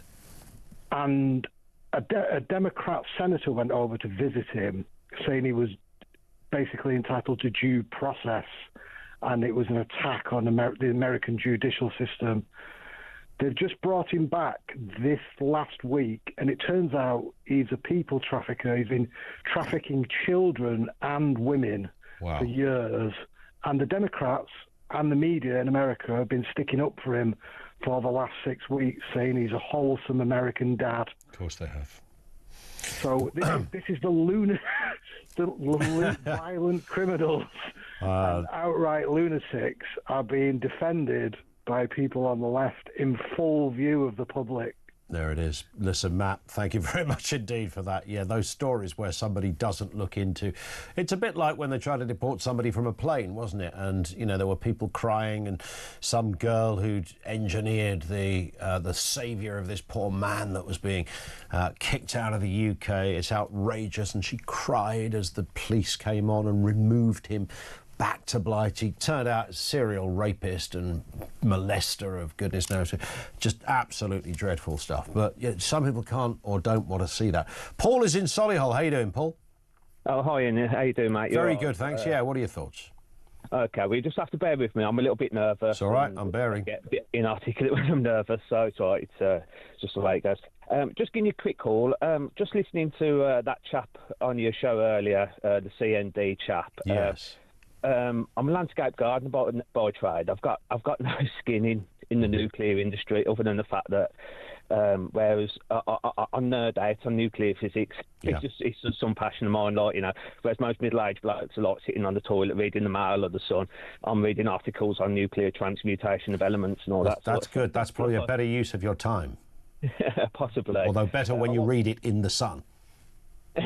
Quite, but one of the things that really frustrated me about that chap who was talking was the way he was trying to debunk, nuclear power as some some carbon, saying it's not completely carbon neutral, and and we have to rely on other powers such as Russia for the uranium and stuff. To be honest, in my opinion, it's just a load of guff, really. It's basically what it is. For one, Russia and Kazakhstan are, the two world's biggest producers of uranium, but the third is Canada. And I'd hardly, you know, I mean, I know very good point. Carney's a bit, you know, a bit controversial in his own rights, but I'd hardly liken him to Putin, you know. So 100%. So we're not exactly sure to uranium. But the other thing is, you just have bear me, because I know it's very boring, but it's kind of like, you know, it's kind of like what I nerd out on. But basically, what it is, yes, uranium. It has to come out of the ground. It's, you know, it's mined, it's milled, it's formed into fuel rods and the like. But anyway, these fuel rods go into the reactors, and basically, after a certain amount of time, I won't bore you with the process of it, but they have to come out and they have to be reprocessed. And I'm sure everybody, all your listeners, have heard of Sellafield, which is, you know, it's at one time ago where it can go wrong. Yeah, but it's well, yeah. I mean that, you know, I mean things have gone on at Sellafield, and there's still certain elements of it now. But that's a long time, you know. Things have moved on along a lot since then. But anyhow, what happens is these fuel rods, they come out these nuclear power stations. Apparently, they deal with spent fuel rods from all over the world. So it's not just, you know, it's not just a UK industry. And basically, they go through a process called Purex, which is basically, the fuel rods are dipped in nitric acid, and basically it dissolves the spent nuclear fuel. Okay. And anyway, there's other processes, and basically when they're finished with it, it comes out as reusable nuclear fuel. Now, at the end of each cycle, I mean, you know, it's out there to read. These fuel rods. There's only like something like about 5% of the fuel that's actually been spent.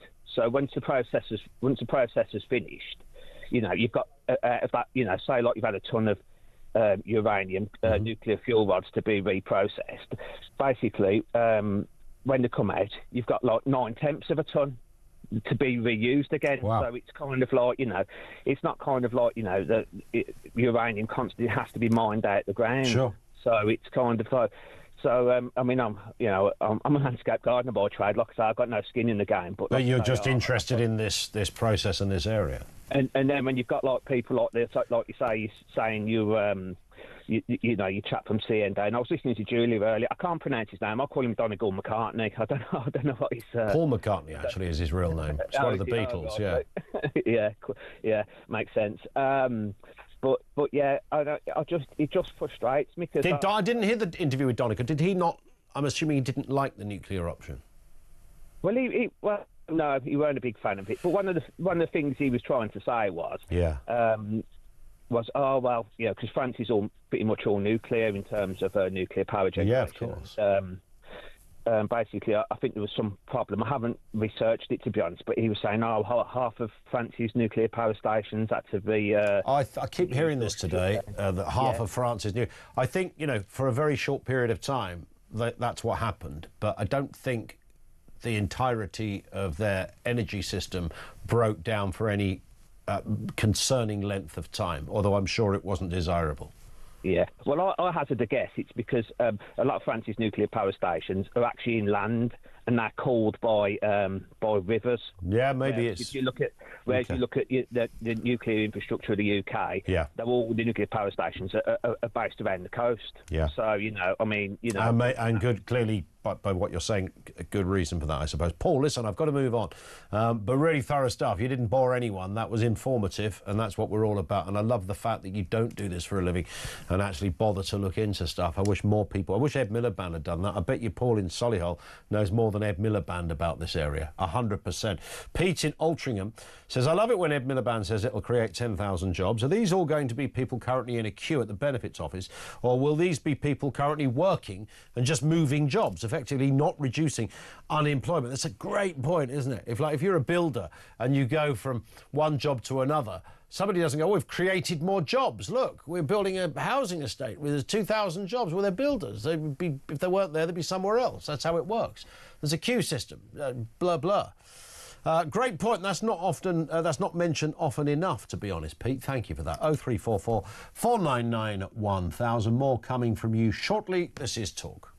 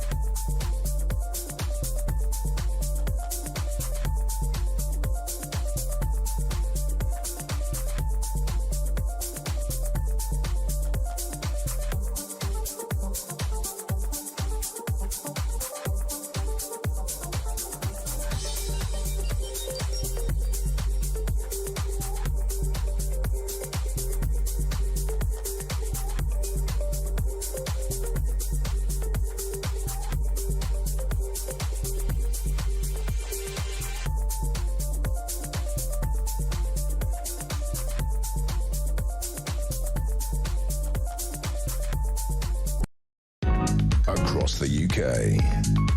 On DAB+, on your smart speaker, on your smart TV, and on your side.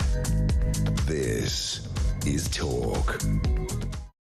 Nick says, why do you have swivel-eyed loons like CND on? I doubt many of our viewers give a monkeys what he thinks. Well, you know, part of the rich tapestry that is debate is to showcase the other side, the other view. Invariably, these kind of characters are never right about anything. But it is a view, and it's good to hear it countered by a more robust opposing view, if that makes sense. The government does not pay for this. The taxpayer pays for it. Reference Sizewell C. It's a good point. Tom Pontypridd says 50% of energy from renewables might sound impressive, but when the government subsidises it by 65%, shows it not to be cost effective to the consumer, says Tom. Thank you for that. More from you in a couple of moments. Let's get a word on this story too. The NATO General Secretary has warned Britain to ramp up defence spending to 5% of GDP or risk Russian aggression. Well, that's a point worth digesting, suggesting people might be better to learn Russian than anything else. Is it going to be that bad that we've got to learn Russian because they're going to be running us? Mark Rutte's called for a 400% increase in air and missile defence to counter Russia's growing threat. His remarks followed Russia's largest ever drone attack on Ukraine, which triggered NATO jets in Poland. Let's speak with Bob Seeley, former Conservative MP and, of course, military expert as well. Afternoon to you, Bob. I mean, it's a bit of a warning, isn't it? Start to learn Russian. Because, you know, they may well be running the place soon, I guess, is the implication of that comment. Do you want me to say hello in Russian, just in case? Go on, do it, Bob. Добрый день, как дела? There it is, and same to you. I mean, look, I think actually the Russians can challenge us now and threaten us now. It depends what their aims are. Yeah. But it is absolutely true that all these people, these generals that were saying it's going to take Russia 10 years to rearm, absolute nonsense. They were the same people who were saying the Russians won't be able to cope with the losses, they won't be able to cope with the loss of personnel or the loss of the tanks. Whether we like it or not, despite having nearly a million or getting on for a million casualties, the Russians, Putin is still prosecuting the Ukraine war. And I think it's going to be a really tough summer for the Ukrainians because there's another 100,000 Russian troops waiting to come over that border. And look, if you look at somewhere like the Baltic Sea, that is a really sensitive area now, because for the first time as of 2 to 3 weeks ago, Putin is using his jets and his navy to escort illicit oil sales out of I think the Pervomaisk is the port in Russia. So he's now willing to defend these illegal oil transfers with military force. And that is to stop NATO countries around the Black Sea from actually doing their job and intercepting some of these boats that travel without insurance, very poor conditions. They're a massive environmental hazard. And of course, they're funding Russia's illicit war. Could Russia take on the entirety of Europe, though? I mean, if they attack a NATO country and the collective might of us, France, Spain, Italy, the list goes on. I mean, you're right what you say, Bob, in terms of the damage that Putin is causing to Ukraine, but it's not been easy for him, and Ukraine has given back, you know, a fair amount of military might in return. Surely Russia couldn't take on NATO. No, it couldn't, but that's not the point. The point is not that, you know, there's going to be another sort of Waterloo in Belgium or, you know, near Berlin. That's not the issue. Putin has a series of aims. He wants to destroy Ukraine. He wants to rebuild Russia as a virulently anti-Western power, and he wants to destroy the power of the West and the power of NATO. He doesn't have to go to a full conventional war to do that. And in fact, a much greater risk is that he will try to continue to cause divisions between the US and Europe by various machinations with politicians either in Europe or in North America, or that there's a theory that he might try to kick off some sort of paramilitary activity in the Baltic republics, or to spark a conflict in the Baltic Sea where he will sink one or two NATO vessels and then turn around to the rest of NATO, to the Germans, to the French, to the Spanish, to the Hungarians, and say, do you really want to destroy your country to go to war with me for what I've done? And he might do the same by parking his tanks in ethnic Russian bits of Latvia or Estonia, which are NATO countries. And if he does that, and he calls NATO's bluff because NATO says we don't want nuclear war with Russia, then effectively he has destroyed NATO's credibility and the Article 5 mutual defence credibility, and that's sort of game over for NATO. So he doesn't have to march 10,000 tanks in like it's sort of, the Nazis attacking Soviet Russia back in 41. There are things that he can do that will have huge consequences, but will test NATO's resolve. Why would he want to do that? I mean, he has an anti-Western position, which is kind of curious, really. I mean, if you look at Russia, and we can look at the configuration politically of Russia and the economics and individuals, but, broadly speaking, people like to go out, they go for a dance on a Saturday night, they go to the pub, they like a drop of vodka, you can mooch around, do your own thing, blah, blah, blah. Of course, there are strange limitations that are more sort of Chinese than Western. I get all of that. But what's with the anti-West thing? Why? Well, when it comes to life going on as normal, you could say much the same about Nazi Germany, that the Germans didn't want war with Europe, and that, they were happy, busy getting on with their lives. But, Hitler engulfed them in a war that, many Germans probably would have chosen not to fight. So I think if you're asking why Putin hates the West, he's a former KGB man who blames Russia's impoverishment on the West. He believes that the West brought down the Soviet Union, and he wants to get his revenge for it. He thinks that Russia's been dealt a bad hand by the best. You can argue the rights and wrongs of this. I broadly don't agree, but he's not entirely wrong, and there are things that the West could and should have done better. But fundamentally, he doesn't want to recognise Ukraine's right to exist. He wants to reunify Ukraine and Belarus, and very possibly parts of the Baltic Republic states, the NATO states and the Baltic Republics as well. And that's his ambition. And about 2.5 years ago, he decided to go to war over it in a way that he hadn't done before, although arguably he's been at war with Ukraine and the West since about 2005.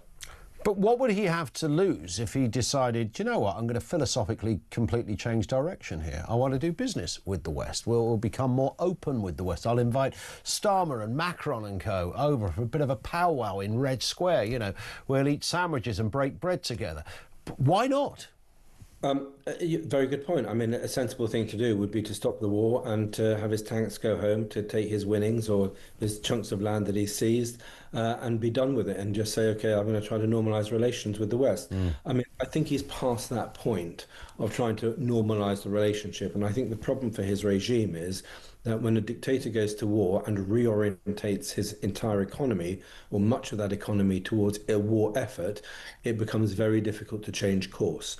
So the problem for us is that although he should change course, he is not going to do so because he will then find it difficult maybe to cling on to power. There will be people who he has whipped up into a nationalist frenzy who will now turn around and say, you betrayed Mother Russia. We have fought and died. 1 million people have died for nothing because you have now decided to end that war.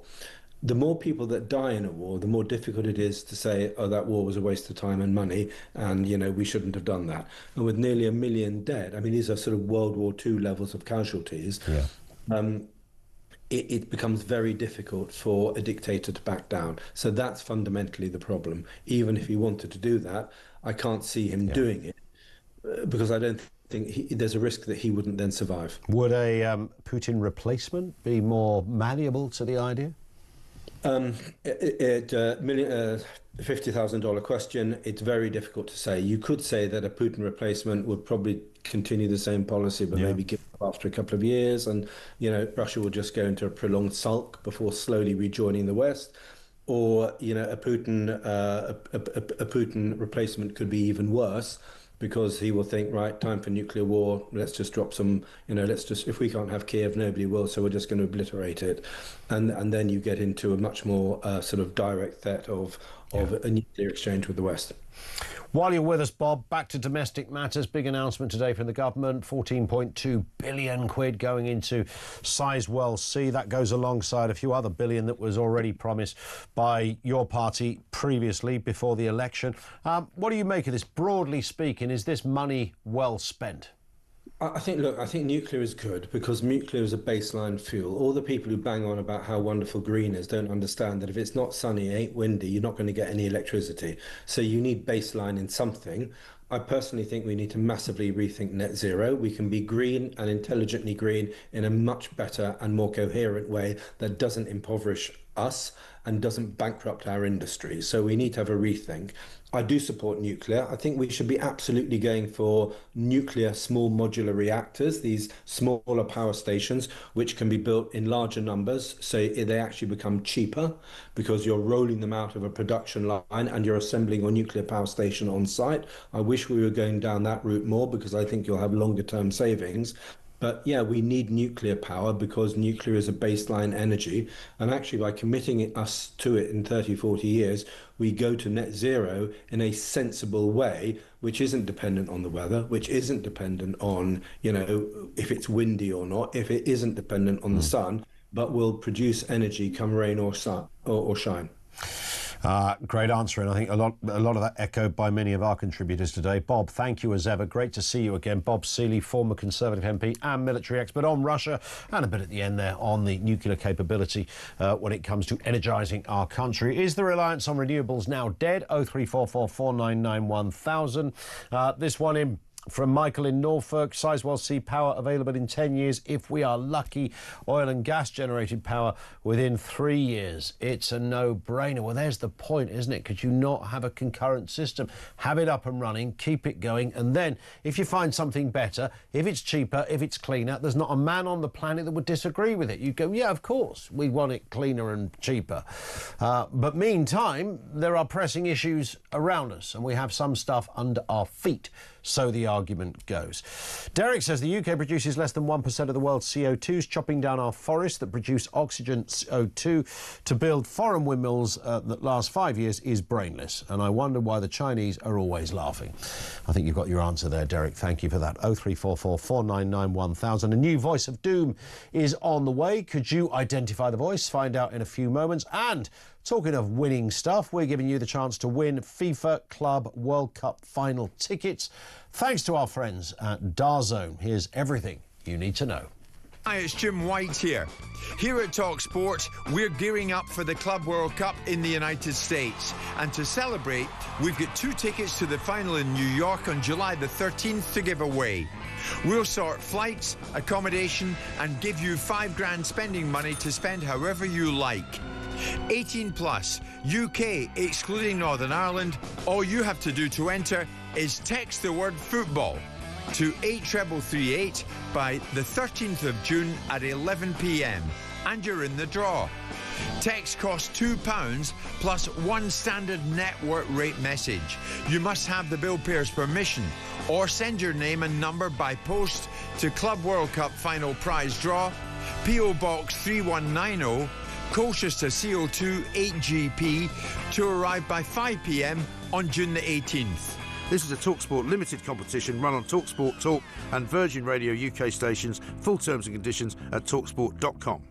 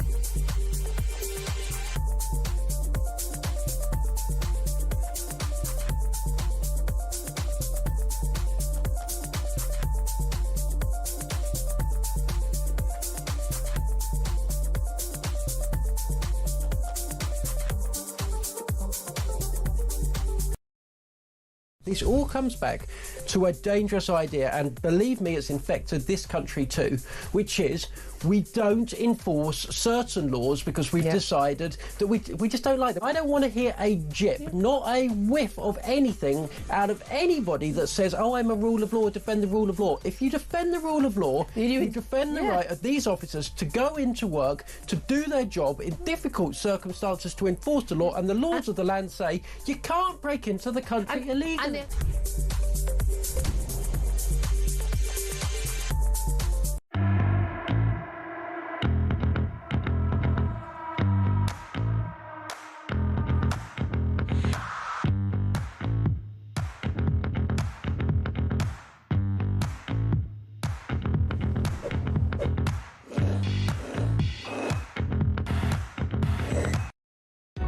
Across the UK, on DAB+, on your smart speaker, on your smart TV, and on your side. This is Talk.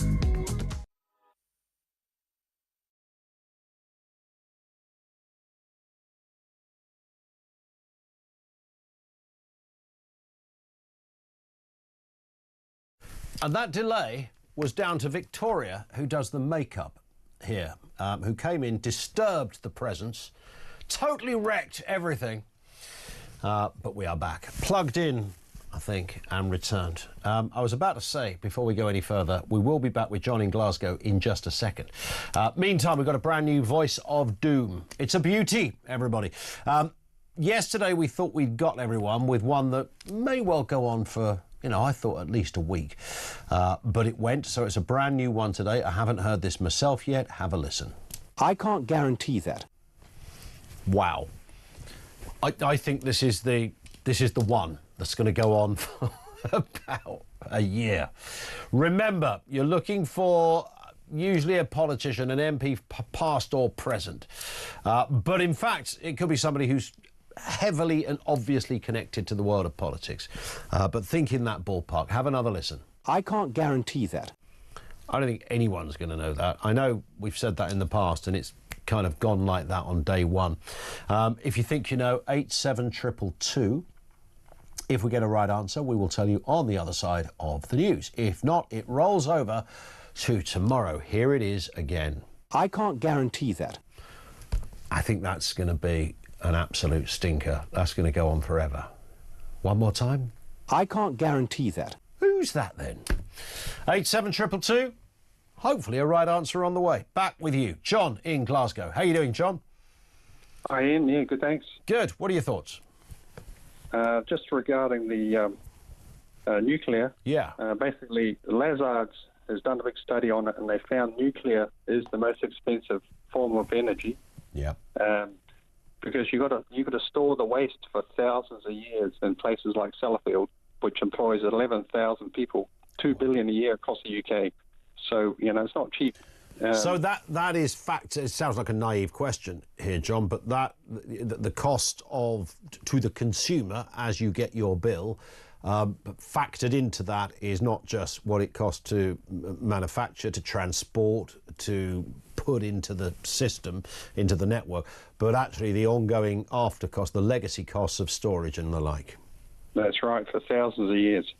Yeah. And Octopus Energy, Greg Jackson, he's come up with a good comeback on that to save everyone energy bills, to split up the country into a zonal system, which would save every customer money.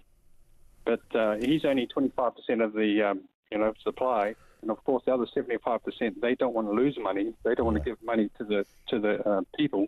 They want to keep the business themselves, right? Isn't there a mixed kind of... I know there are supporters of this zonal pricing system, but aren't there others that say it doesn't work? And wasn't there an example of one country where they aborted it? I'm not sure about that. But if you could interview Greg Jackson, that would be so interesting for your viewers, From Octopus? Yeah, from Octopus Energy. He'll be happy to speak to you. He'll talk to anyone. He was on Good Morning TV the other day. So he'll speak to you, no problem. And, what do you? I don't want you to. I don't want to interview him via you right now. But just on the off chance, what will his overview, do you think, be on nuclear? Well, Well, he's up for renewables. He feels that's the cheapest as well, basically. Because renewables, you got wind, solar, hydro, and you can back it up with base load with batteries and pumped hydro. So the base load could be there. Okay. It just costs money and time to install all those things, Well, we will. I think he's been on the station before. Greg Jackson from Octopus Energy. We'll give it a go. Listen, great call. John, thank you very much indeed. That is, I think, the big question mark that many people throw over nuclear is the expense of it. It perhaps isn't the cheapest form of energy, and what we need right now is cheap energy. I was thinking this the other day about, you remember when people used to kind of work their whole... I was thinking about it this morning, actually. You'd work your whole working life to try and pay off your mortgage, and then you get to a point where your mortgage would be paid off, and if you were lucky and were able to buy a house in your 20s, then, potentially in your 40s or, around about 50, it might be paid off. And then you could enjoy the kind of this amazing wiggle room where you haven't got any big expenses. It used to be the mortgage was the big one, and everything else was kind of doable. But all the doable stuff is now big, right? I mean, your council tax is now a big expense. Your council tax is what a mortgage payment used to look like about half an hour ago. So you've got that. Your energy bill looks like a mortgage payment half an hour ago. So you've no longer got quite the same relief factor. When your mortgage is paid off, you've got these big chunks of hundreds of pounds in a matter of... But your water costs are not what they used to be. The days, and this isn't that long ago, when you paid 40 quid a month for your electricity, 40 quid for your gas, 40 quid for your water, your mobile bill was about £15. And I know you could play this game all day long with different eras, but this isn't that long ago. And so you go, yeah, all of that's a couple of £100. Now your X's are kind of hitting the £1,000 mark. That's the game changer in terms of expense. So whatever energy is forthcoming needs to be demonstrably cheaper. Chris is in Epsom on this one. How are you doing, Chris? Hey, Ian, how are you? I'm good. Good. What are your thoughts? First of all, congratulations, David. Yeah. I shall miss him at the weekend if he doesn't do his weekend show. But indeed. I think he's a perfect fit for the job, actually. I think 100%. And a very hard-working man as well. Believes in what he says. So. Yeah, absolutely. Net zero. I mean, let's just tackle it for a minute. Right. Net zero is unachievable. That they've already agreed that. So they already lowered the target. Now, all we've done is offshore and made things worse.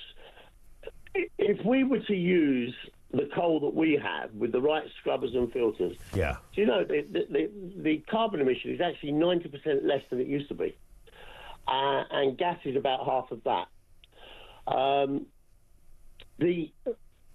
China opened up last year 153 dirty coal-fired power stations, right? And which is producing the power that they use to produce the windmills and the solar panels that Ed Miliband is buying, and which he's had to admit are made with slave trade. So not only are we supporting slavery of the Uyghurs, but actually, if you're looking at the global emissions, we've made it 10 times worse. I mean, who sold this nonsense to Miliband? And how are we making it worse, Chris, just out of interest? Well, because we're buying these solar panels. Oh, I see what you're saying. OK, we're buying it and China. But aren't China also, haven't they got this simultaneous record that they've got all these coal-fired power stations, but they've also got more windmills and other kit than anyone else on the planet? We've got 15 seconds left, Chris. What are your thoughts on that? China does 30 times more carbon emission GDP than we do. And we're breaking our backs and making everybody skint and can't run businesses because we can't afford the power. It's a nonsense. A nonsense, Chris, as ever. Very passionate stuff. Chris in Epsom. Some great comment, and I've got a great message about Putin, which I'll come to after the news. More from you as well, 0344 499 1000. You leave a voice note there as well, if you fancy it. And, of course, we've got a brand new Voice of Doom. I'm not hopeful we're going to get an answer to this because I think it's really hard. Have a listen. I can't guarantee that. Have another listen. I can't guarantee that. Have another listen. I can't guarantee that. Who's that? 87222 if you think you know. Politician, past or present? Let's get the news headlines at 3 o'clock.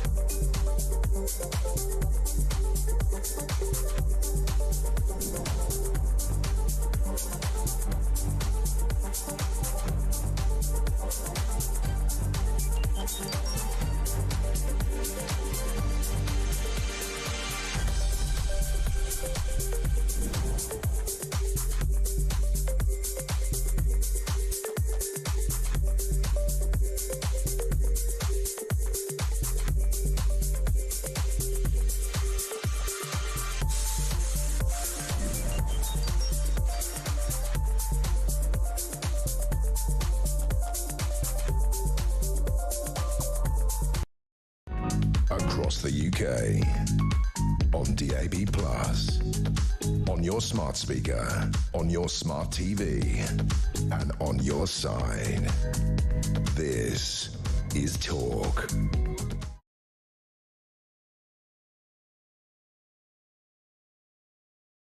It is the Afternoon Empire. It is also the home of common sense. Welcome back, everybody. Loads to get through in the last hour. We are talking Ed Miliband. Of course, he's finally, essentially acknowledged that intermittent renewables alone cannot power our electricity grid. They've lobbed 14.2 million quid into Sizewell C, the nuclear plant, marking a shift from an energy policy previously focused too heavily, it is said, on wind and solar. But do you agree with that? Is the reliance on renewables now dead? We'll continue to take your calls. Also this afternoon, councils across the country are being accused of veering into a Stasi-like control state as they increasingly issue fines for minor misdemeanours. We are talking things like getting fined for putting your bin out too early or dropping accidentally a tiny bit of litter near your own house, or even somebody was fined for feeding ducks. Yes, illegal to feed the ducks. You get a £100 fine if you go near the beak. You'll end up in front of the beak.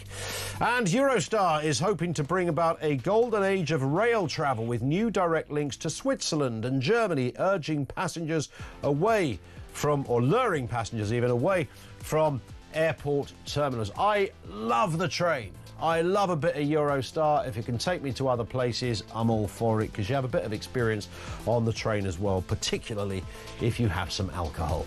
Our lines are open, 0344 499 1000. Before we carry on, should we do the voice of doom? I think we should do the voice of doom. I told you this one's going to be hard. Have we got a winner? Have a listen to the voice. I can't guarantee that. I can't guarantee that. But who is it? Remember, politician, past or present. These are some of the guesses. Is one of these correct? Boris Johnson, Norman... Boris, can we just hear that again? I can't guarantee that. How can anyone think that was Boris Johnson? Come on. Come on, behave. It's not Boris Johnson, nor is it Norman Lamont. Jeff Hoon, no. Michael Howard, it is not. A young Joe Biden with a very posh English accent, no. David Bull, it is not. Charlie Faulkner, no. Cecil Parkinson, no. Neville Chamberlain, we're not looking that far back, I can tell you that much, no. Roger Gale, it is not. It's not a bad guess, actually. Paddy Ashdown, no. Peter Mandelson, no. In fact, you've guessed it, we have not got a correct answer. It means it returns tomorrow, about 2:45 on the programme, The Voice of Doom, Day 2. Good luck. So let's move to this story. The council's accused of Stasi-like control for issuing silly fines for minor offences. I mentioned putting the bins out or feeding the ducks. Fines rose by 42% last year, nearly 20,000 issued, including the case of the widower who was fined £500 for a stray envelope, which presumably had his address on. So they found that and went, oh yeah, he's essentially a fly tipper. So let's go and find him. An 82-year-old who got fined 150 quid for feeding ducks. I mean, those octogenarians do need to be watched, I agree. But 150 quid for feeding a duck? Come on. Critics argue councils are prioritising profit-driven penalties over tackling serious crime. Let's speak to Andy Preston, former mayor of Middlesbrough. Andy, good afternoon to you. Hello, Ian. Hi. Hi. Always nice to have you with us. Did you ever issue such a diktat when you were mayor of Middlesbrough that we need to start fining folk, 82-year-olds, for feeding a duck? I can honestly say that I never did that, and nor would I. But I have to say that I did absolutely want our teams, our enforcement teams, to get stricter. Because, Ian, a lot of the time they did nothing. They would wander around, you know, in the uniform, and they never did much. So I said, look, when you see someone throwing litter or spitting in the street, in fact, I brought in some rules that it's called a protection order. Yeah. And you weren't allowed to spit or That's good. Litter or pee in the street and all these sorts of things that you think are normal, that you normally wouldn't do. Some people do them as normal, don't they? And there was actually uproar from some sections that I was some sort of Stasi or Nazi enforcer. So I was pushing people to get stricter and issue fines. But I mean, surely feeding the dogs, it's gone too far, hasn't it? I mean, there is actually a sort of an animal welfare argument that I don't think you're actually meant to give ducks bread, are you? I think that's we've done it for years thinking it's the right thing to do, but I'm told it's the wrong thing to do. I did not know that, but there's also a sort of disease and pest control angle. For example, I can name locations around here where people throw out bread for the pigeons. They think they're being kind. So guess what happens? You get millions of them, spreading disease, causing havoc with droppings and everything like that. So it is really tough. Listen, Ian, I think these stories in the paper, they do tell a real tale that councils can be ridiculously officious and lots of jobs worth. But they're a bit one-sided, and I think putting your bins out can be antisocial, and people need a bit of a warning about that. Can I give your listeners and viewers a bit of advice, though? Yeah, please do, Andy. So in my experience, the biggest issue, the most disgusting people are the fly tippers and the litterers. 100%. Yeah, and it's so selfish and whatever else. And I think that councils let it go. They let it go. It's one of those things, it's quite difficult. There's so much CCTV around now that you can catch them. You can actually look back and see, someone young, old, or whatever else, tossing their litter out the car or throwing it out the window. And councils will only do it. The council staff will only take action when the councillors, the politicians, get on their backs. So please write to your councillors, demand that they step up litter patrols, demand that they get staff to examine cameras. We've got to stamp out littering. It's a horrible, grubby habit. It's also, the bit that I never get with littering is that it's, I don't know about you, Andy, but to me, I find there's no effort in not littering.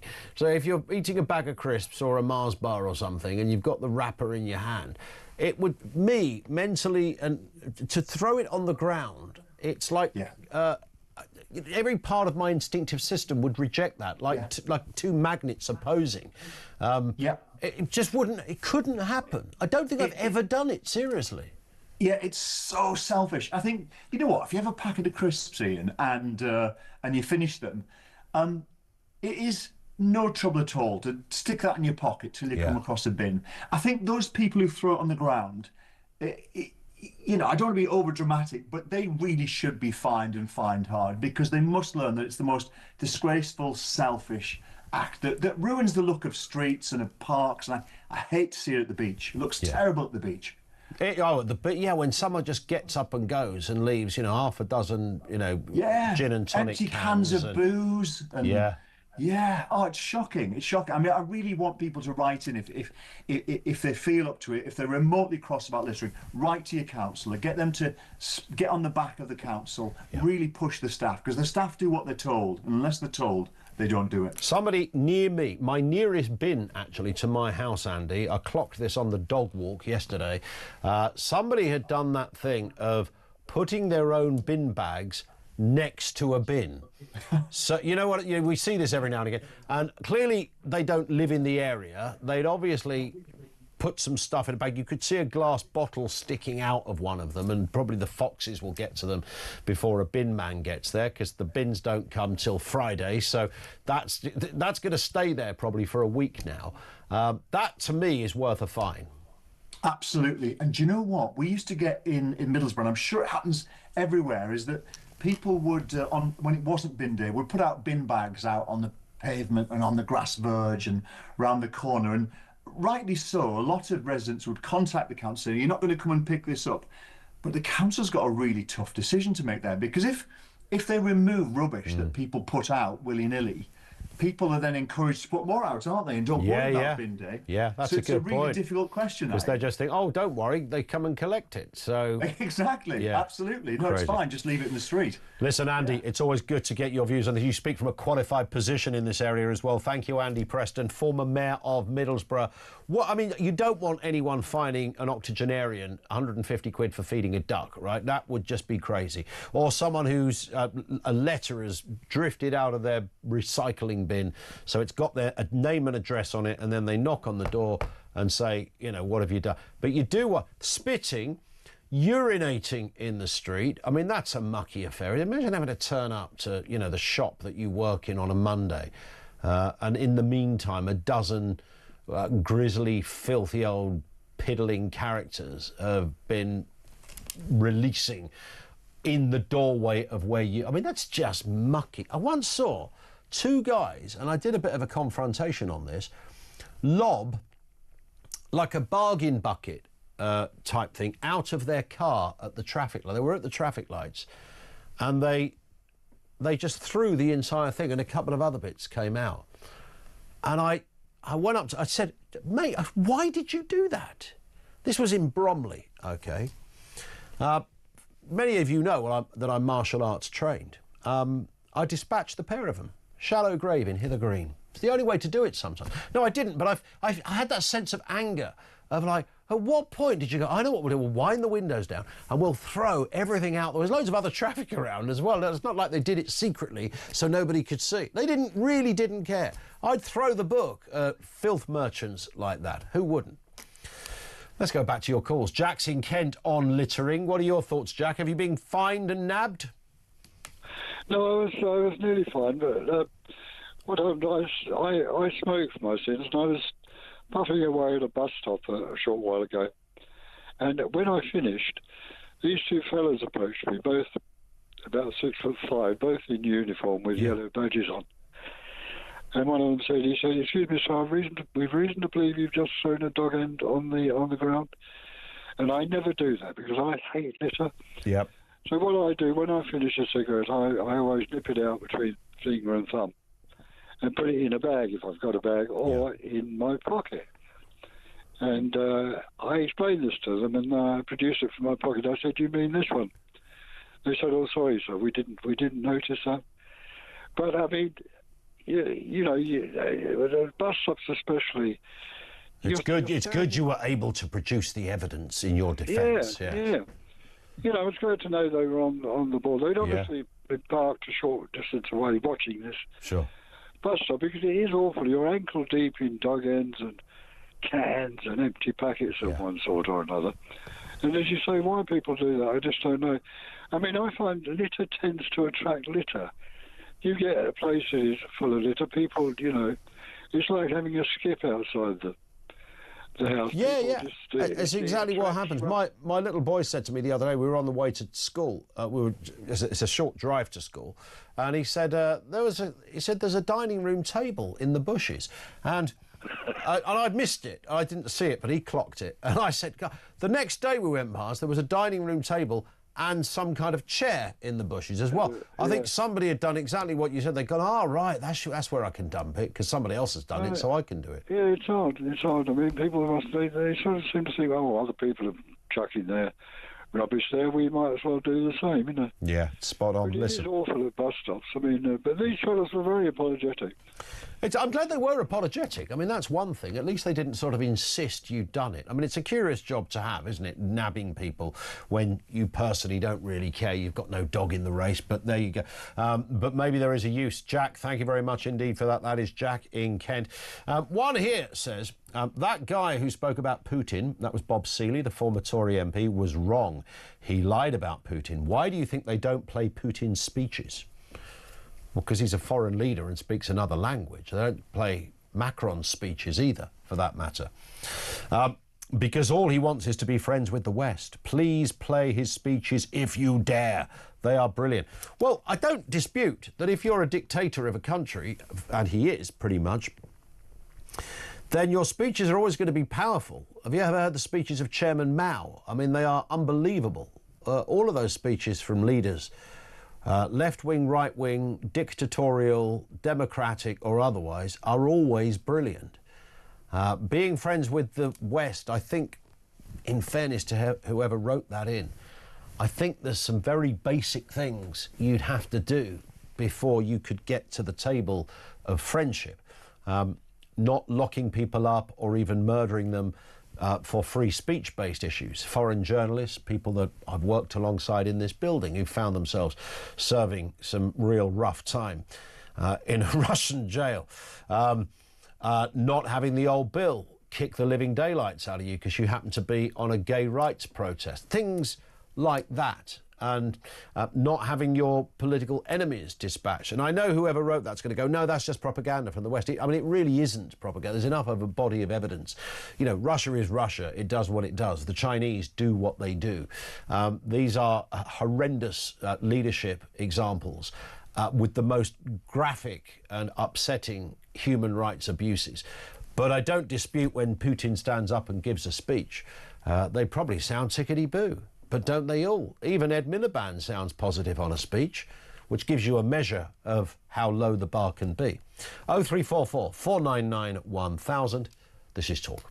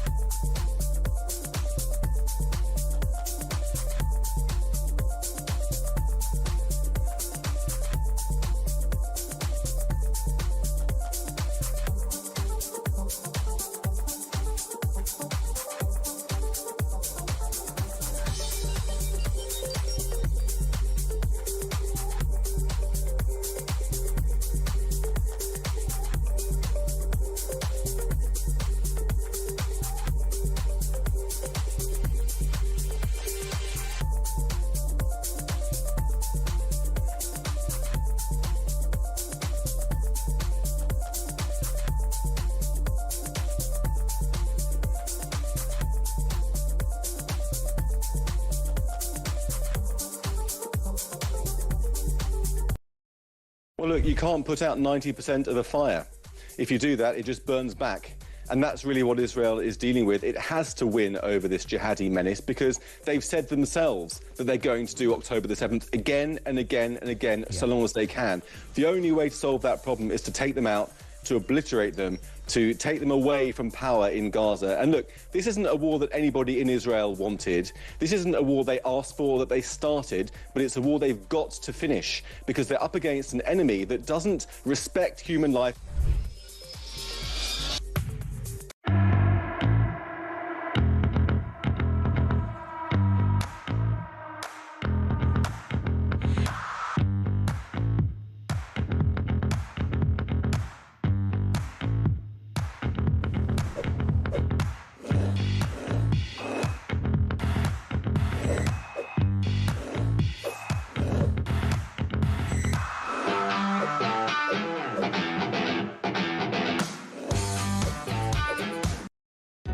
Across the UK, on DAB+, on your smart speaker, on your smart TV, and on your side.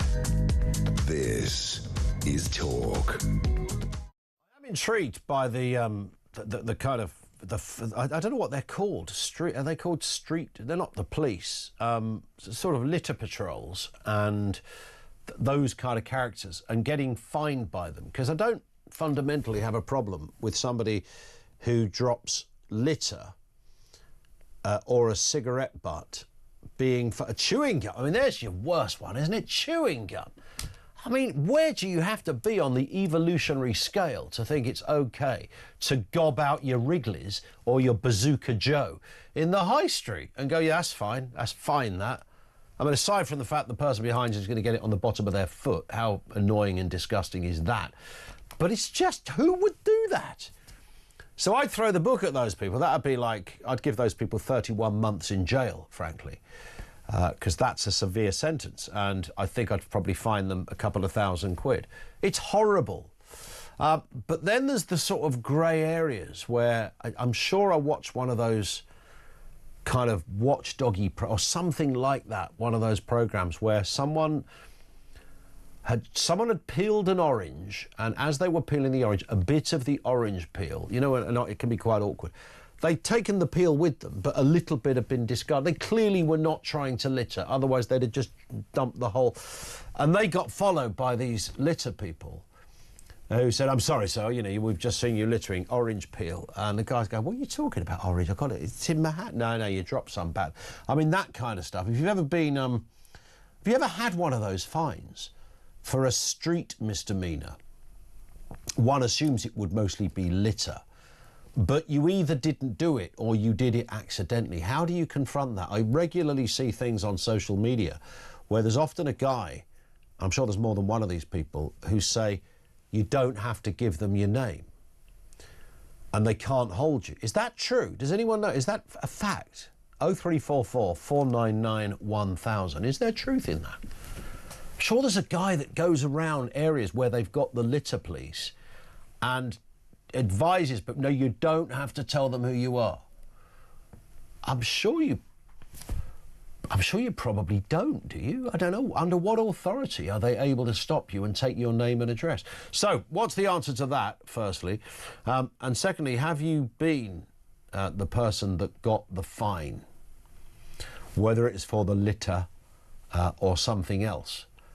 And I'm pretty sure you're only going to call on this if you didn't genuinely do it, because no one's going to want to go, yeah, I am a mucky old person. I got fined because I litter a lot. 0344 499 1000.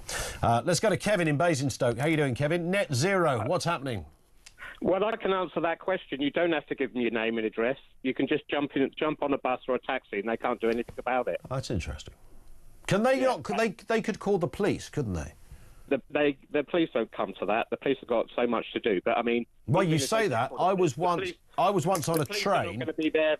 The police won't be there very quickly. No, they won't. You can just jump on a bus or go down. You know, get on a train. Unless you do what I did, was I was on a train, and it was when in London they bought in Oyster cards, like, you know, contactless payment, and I walked into a station, it was Canary Wharf, where there are no gates. You have to seek out the thing to tap. Never been there, didn't know this, got on a train. I was with my nephew at the time. Get on the train, fella comes round to check, and they can test by putting the device up against your card. The guy said, you haven't... I thought he was coming to take payment.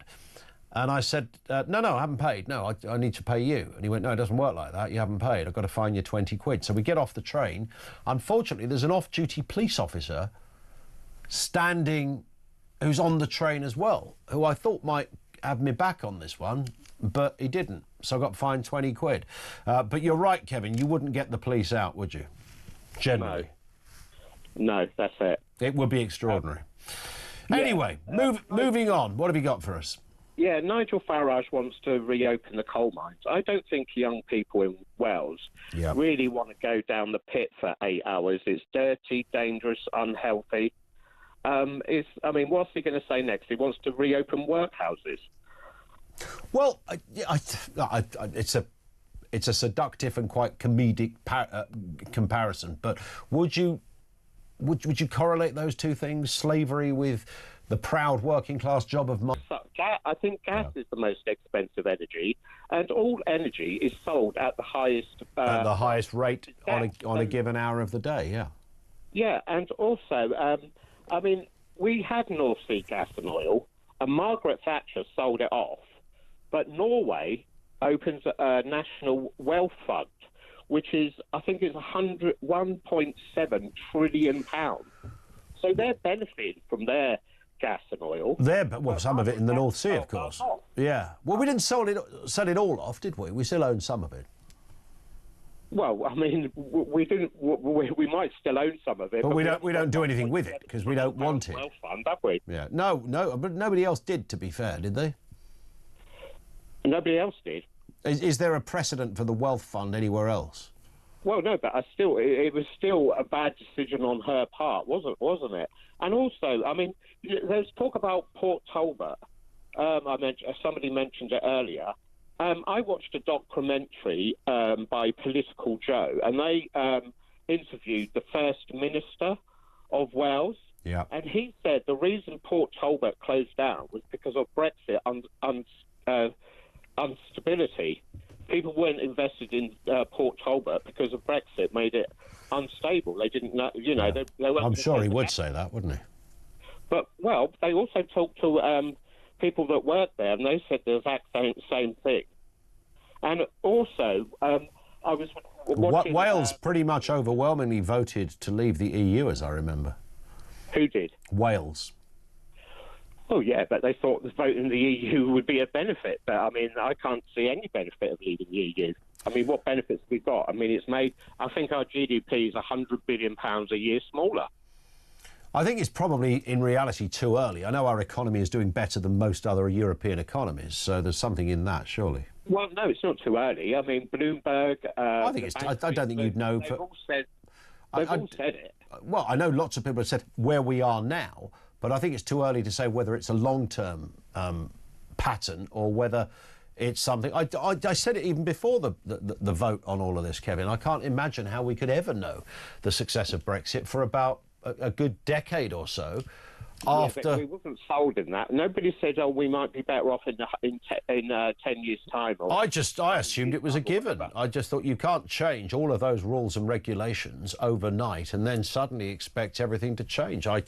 My assumption was that's a rock in the road that we've got to pass, or we won't pass. Yeah, but, the trade deals that we have got, most of them were rolled over, and the ones we have got, I think that the Trans-Pacific one, I think that's worth 0.01% over 15 years or something silly like that. Yeah, but trade deals are remarkably, when you put the stat out of a trade deal, they're not, no one goes, we've done a trade deal with France, it's worth 98%. The numbers don't work in that stratosphere, as it were.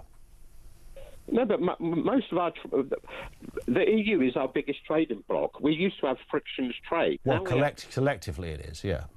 As individual countries, the United States is. I know I haven't got long in it, so I quickly say this one. I was listening to a different talk show. What? And I know there are some out there, but they're not as good as yours. That's good to hear. The presenter said that he said, I don't know Nigel Farage, but I've met him a few times. And they said that the presenter said to him, what is your plan if you get into number 10? And Nigel Farage said, I will privatise absolutely everything. Everything that he can. I can't imagine Nigel Farage ever said that. Well, I mean, I'm only going on what the guy said, but he does want to privatise the NHS. No, I don't think he wants to. No. I don't think he does want to privatise the NHS. I think he wants to change the way it's run to an insurance-based system. He wants an insurance-based. Yeah, well, like they do in France or Germany or Spain or Australia. Yeah, and they pay a lot more. For not always. Not always. No, you will probably get better level of healthcare in Australia than you would in the UK right now. They pay 20% more than we do, and they also have to pay. They have to pay to see the doctor. But that's not. Indeed, so do they also do in Ireland as well. Yeah, I know. So it's more expensive. Well, some things might be more expensive, but what do you want? Do you want to pay more, or do you want a lesser system? Well, I mean... But the point I'm making is that if you want to come up with a different way of having an insurance-based system for your health service, it doesn't mean to say that you want to privatise it like some kind of American model where everyone's going to get an invoice if you break your leg playing five-a-side football. Well, I mean... Because most countries around the world that have an insurance-based system don't do that thing of send you an invoice if you break your leg playing five-a-side football. You'd say, anyway, we could argue that one forever. Kevin, thank you very much indeed for that. And I do guarantee that Nigel Farage never said, I want to privatise absolutely everything. In fact, Nigel Farage has just supported the... What was the call for renationalisation the other day, literally a week ago? I'm trying to think what it was. Was it a train company? No, it wasn't a train company. Yeah, the very opposite, anyway. Steel, that's it, British Steel. British Steel, yeah, so there you go. There's 1 out of 1 of something Nigel Farage doesn't want to privatise. Add in the NHS, that's 2 out of 2 of something Nigel Farage doesn't want to privatise. 0344 499 1000. Back with more from you in a couple of moments' time. Loads of comment on littering, fly tipping and fining. We'll come to that in just a couple of moments. Just gone 3:30. This is Talk.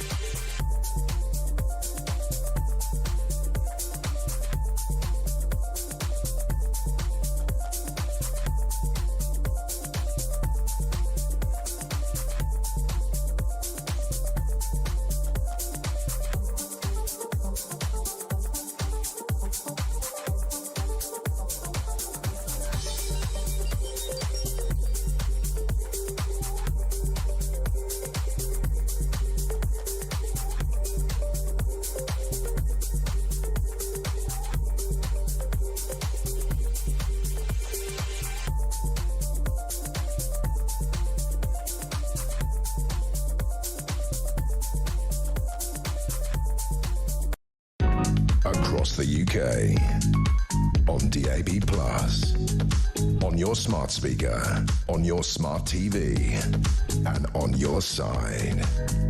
This is Talk. 25 to 4, we'll go back to the phones in just a second. Now, Eurostar is set to launch direct routes to Switzerland and Germany by the early 2030s, marking a new era for sustainable travel. Passengers could travel from London to Frankfurt or Geneva in just over 5 hours. I'd take that every day of the week rather than a plane. With growing demand and a fleet of new trains, the operator aims to connect major financial hubs and leisure destinations while reducing reliance on air travel. Let's speak with Ben Clapworthy, travel transport and travel correspondent over there at the Times. Afternoon to you, Ben. Hi, Ian. I'm just surprised it's taken this long to go. We can go somewhere else other than Paris.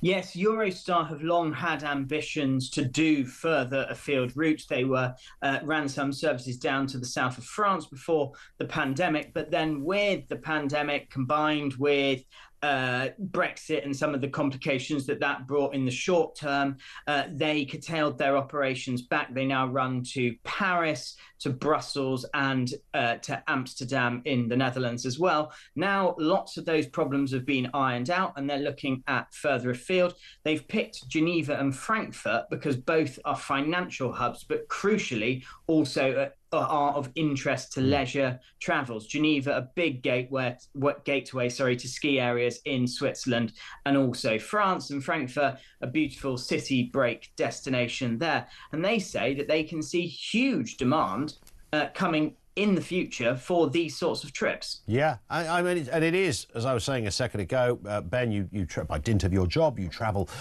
more than I would travel. I do think train travel, when companies get it right, is a really nice way to go from A to B. Yes, exactly. I mean, I wrote in the paper today that ultimately what you could have is a situation where you breeze through St Pancras in London. Work is underway there in terms of how to reconfigure it. They've got e-gates there now. There's a lot of support from the French border force there as well in terms of smoothing journey times. So you only really need to turn up maximum an hour before your journey. You get onto the train, you have a nice meal, some nice wine, and step off. And certainly in Geneva and Frankfurt, the train stations are right in the centre of town. Contrast that with an airport. If you're going, for example, out to Luton, which is probably the nearest airport to St Pancras in equivalent, that's 35 minutes there. They say be there at least 2 hours beforehand. Then you have the flight. And then when you land, you've got to get transport into the city centre. And when you add it all together, it's surprising that actually taking the train may, as a headline figure, seem like it's a lot longer, but actually experience and time-wise, it's not that much different time-wise, and it's a hell of a lot nicer as an experience. Indeed. Is there any word that Eurostar will reopen Ashford or Ebbsfleet as stations that you can get on, or is that now sailed, that particular idea? Well, certainly the last time I spoke to the chief executive about that, she said that there were still border issues at St Pancras, but also in Paris and a little bit of Brussels that they needed to get sorted out before they would look at the viability of reopening those stations.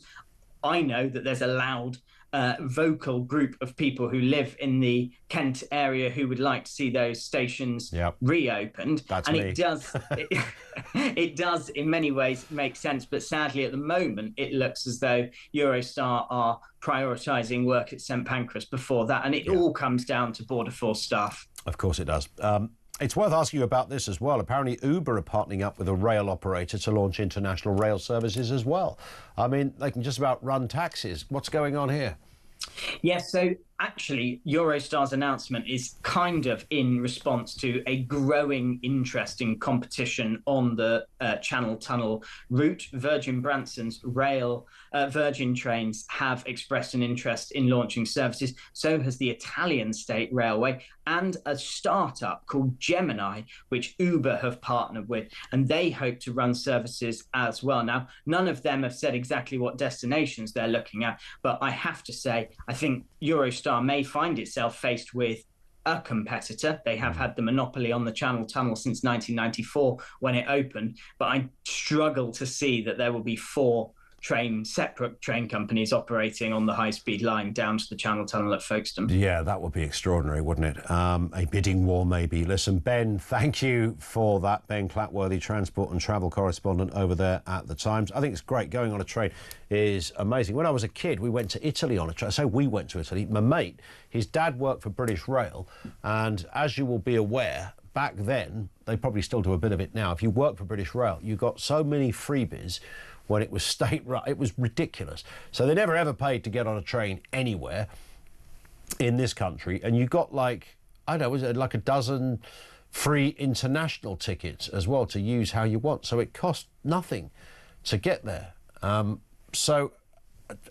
Oddly, my mate would go on quite nice holidays, and on one I went with him, and it was brilliant. I mean, travelling by train is a great form of transport. I love it, even in this country when you can't go that far in this country. I'm off to Sheffield in a couple of weeks, and Manchester as well, where I go to on a reasonably regular basis, and that's only a couple of hours, and not long enough, frankly. I enjoy the journey. Over to you. Let's go back to the calls. Adam is here in Nottingham on that issue of street fines. Adam, what have you got for us? Hi. Hi. Yeah, it was a few years ago. My now ex-wife, we had a newborn, and she was on the park with the dog. The dog's a relatively young dog. It still squats and everything. She was just there with the baby asleep. And these two hobby bobbies come over, and your dog's just pooed. Okay, can you show me where? The point of the area. And they made her look with a newborn for half an hour. When she tried to explain to them, the dog squats went. But, you know, and they even tried looking. Nothing was found for half an hour. Wow. And they still find her anyway. So your wife's contention was that the dog just had a wee? Yeah. And they couldn't find nothing. She couldn't find anything in the area that they said they had a poo. But with no evidence, they find her anyway. No way. Yeah, I went ballistic. I did. I goes, well, what did you do? She goes, well, what? They asked her for a name and address. I goes, well, you didn't give it to him, did you? And she goes, yes, I didn't know what to do. I goes, you didn't have to do it. Yeah. You didn't have to give it to them. In the end, we ended up going to writing to the councillor and everything because we just found it so disgusting, and we got a letter through saying that these two officers in question were being retrained in poo-based observation. Yeah, I'm guessing, and I think you put the challenge out. Would anybody admit to do anything disgusting? Well, another case that I did was it was late at night. I was in the middle of nowhere, didn't know where I was. I needed a wee. Mm-hmm. And I'd wait, and lo and behold, right when I was doing it, you know, I obviously looked around, made sure nobody about, but went down this little jitty thing and had a wee. Police car rolled up right there and started saying, you know, finding you. I goes, well, it was a medical emergency. He goes, what do you mean? And I used a line from a movie. And I goes, well, if I was desperate for a wee, and I heard if you hold it, it makes it difficult to get an erection or even to become aroused, which humoured the police officer, and he let me off. Wow. That is well, that's the way to do it, isn't it? Just throw in a good erectile gag, and love it. It worked, though. Brilliant. But the whole thing with the ex, I found that disgusting, especially with no evidence.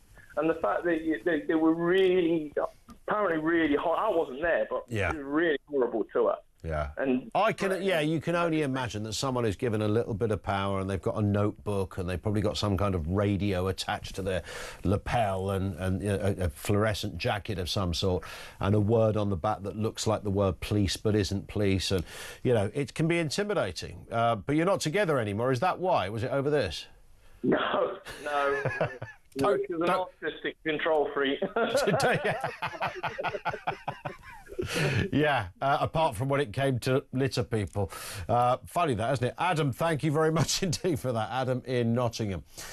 Ed in Hampshire says, similar story to Jack, who called from Kent about putting his finished cigarettes in his pocket at a bus stop. A year ago, I passed a bus at a bus stop in Winchester. Next to the bus was a young man wearing a long green coat and smoke pouring out of his pocket. I guess he thought he'd put the cigarette out before boarding the bus. Clearly he hadn't. It was pretty funny, though. Yeah, did you alert him, though, Ed? Did you tell him, Ed, mate, you're on fire? Potentially. This one from Cliff in Berkshire. Littering and fly tipping really are the blight of our country. Fly tipping would probably end if it was easy and cheap to dump rubbish. I have a bus stop outside my house and I'm plagued with fag butts and rappers, says Cliff. There is a lot of that going on. This one from Darren. I have no problem in fining people who litter and fly tip, but I have two issues. Number one, dog owners who picked up their poo but then throw the bag back in the bushes or leave it on a gate. Yeah, what's that all about? You always find one of those hanging around. Why have you left the little bag hanging on a branch? That's not okay. Take it with you. Number two, bin men. Oh my God, when they empty the bins, they make more mess on the floor. I've had a bit of that. I've also had the bin men who, I know it depends on where you live, on how they, you know, you get a wheelie bin. Some people are allowed to just fill the wheelie bin up with rubbish, but others you have to put the rubbish bag in the wheelie bin. So you can get about, I don't know, half a dozen full bags in one bin. And every now and again they don't take one of the bags. And I don't understand this. It's confusing to my head. I assume they don't take it because it's the one right at the bottom, and there's a health and safety diktat that says if you go too far into the... It's quite a way in that bin, right? You almost... It's like the going in some sort of Narnia experience. You don't know where you're going to end up. But that's my only conclusion, that they've done it a couple of times. Why would they leave one in the bin? Purely because of that. If the bin splits, now that's the worst nightmare, of course. They don't clean it up. I'm sure they might pick up the odd bit. I don't know. But that's on you to pick the darn thing up. 0344 499 1000. We'll have more comment on this and the other big stories of the day in just a couple of moments. This is Talk.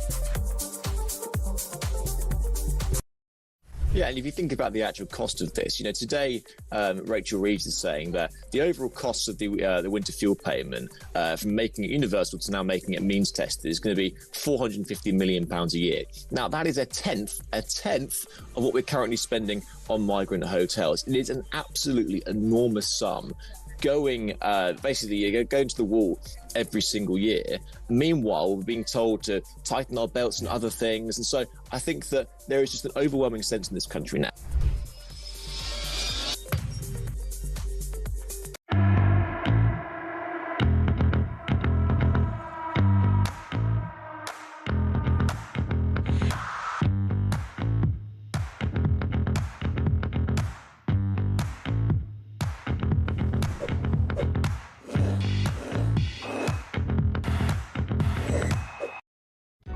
Across the UK, on DAB+, on your smart speaker, on your smart TV, and on your side. This is Talk. It is Talk. Hills in southwest Wales about military spending. Shouldn't we be more worried that this government has given permission to China to build a super embassy in the middle of London? They'll be listening to all of our parliament and be in a position to interfere with our security. Creeping in plain sight, says Hills. Yeah, although I would suggest they probably already are having a good old gulp and a listen. Ian is in Bridgend. What have you got for us, Ian? Back to mining. Hello, Ian. Yes, first off, thank you very much for your spirited defence of the Welsh nation there in voting for Brexit against that gentleman that rang in. There it is, not a problem. I grew up in the 60s and the 70s in the Rhondda Valley. The coal industry was declining, but the spin-off jobs in the area, it was phenomenal. All the engineering works and all the service providers. Plus, as well, my mates that actually worked underground.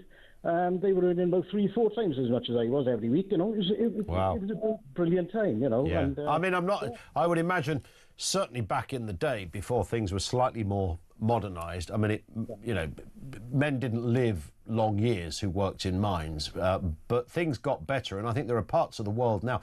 I watched that Scandinavia documentary the other day. They were mining, I don't think for coal, for something else, but it was almost automated now, robots and all sorts of things. That's it, yes. I think the newest pit we had here was up in Merthyr, and it was mostly open cast, Yes, yeah. Hasn't got so many jobs, but again, for the specialist stuff, and certainly down to Talbot, there was always the Margam supermine was literally across the road. Sure. The potential of opening that is tremendous. So yeah, I'm sure we'd be fully in support of it and all the spin-off jobs. Indeed. Good work, Ian. Thank you very much indeed for that. This from Philip, who says, your caller, Adam, thinks quite rightly it is not acceptable for humans to urinate in public, but it's quite okay for dogs to piddle all over the place. It's a difficult one with dogs, isn't it? Because if you ban dogs from weeing, you'd have to ban foxes from weeing and pigeons from pooing. I mean, I don't know how you'd... The dog wee thing, does it depend on where the dog piddles? I saw a police dog wee in London Bridge Station the other day, which was a bit weird. I don't know the answer to that. Ian, this from JG. If the UK was able to roll over and continue using all the trade deals that were negotiated by the EU, but without having to pay 18 billion plus for the privilege, that would surely be a massive Brexit benefit. Fair point. This from Kath, who says, he sounded like a Kevin. Brexit wasn't about trade or money. It was about being governed by a foreign country with virtually no say on who is in power in Brussels, telling us what to do. I totally agree, obviously, with the first bit, that to me it was about it was a democratic question. Is life served better when democracy is in a smaller, more accountable place? And the answer is yes.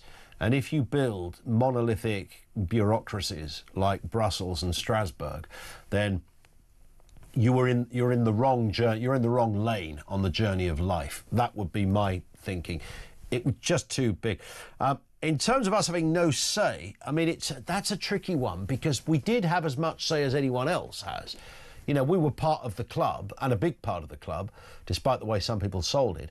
And that was the bit that, if I'd have been a Remainer arguing at the hustings, I'd have been saying all of this stuff, but they never did. They were so rubbish. They never said any of this stuff. They should have said, yeah, you do surrender a bit of your sovereignty, but here's why. You get this back, or something like that. I never really heard that said. I used to think, God, they're going to lose this. And they absolutely did. But yes, but Kath is also right in a way, because although you have a say like any other member state, your other 29 or 28 member states, power seems so distant from where the decisions are made. So it is about a basic democracy and sovereignty. It doesn't mean you never had sovereignty before. We didn't give away all sovereignty. Westminster could still make rules and regulations. All of that was true. But there were certain areas where ultimate power was given to someone else. All right, that was part of the deal at the time. Later on, 2016, people said, I don't think that's the best use of power. That's not the best way to do business. Darren is in Nottingham on the litter police. What have you got for us, Darren? Good afternoon. Hi. You're right. Yeah. Yeah, what they don't tell you is, right, that they've got to give you the opportunity, once you've, like, thrown a cigarette butt on the floor or something like that, that they've got to give you the opportunity to pick it up and place it in a bin. They don't tell you that because these people, they work for like Serco or another, outsourcing. Yeah, all of those sort of places. They're obviously must be on minimum wage. They get a cut for each fine that they hand out. Of course. So they never tell you that. Oh, please pick that up, put it in that bin over there, and then that's the end of the matter. Yeah. Because they're not going to get any payment for it, and and you don't have to give them your name as well because they're a private company. Yep. How is the business model then, Darren, worked on the basis then that most people will give their name because they don't know any different?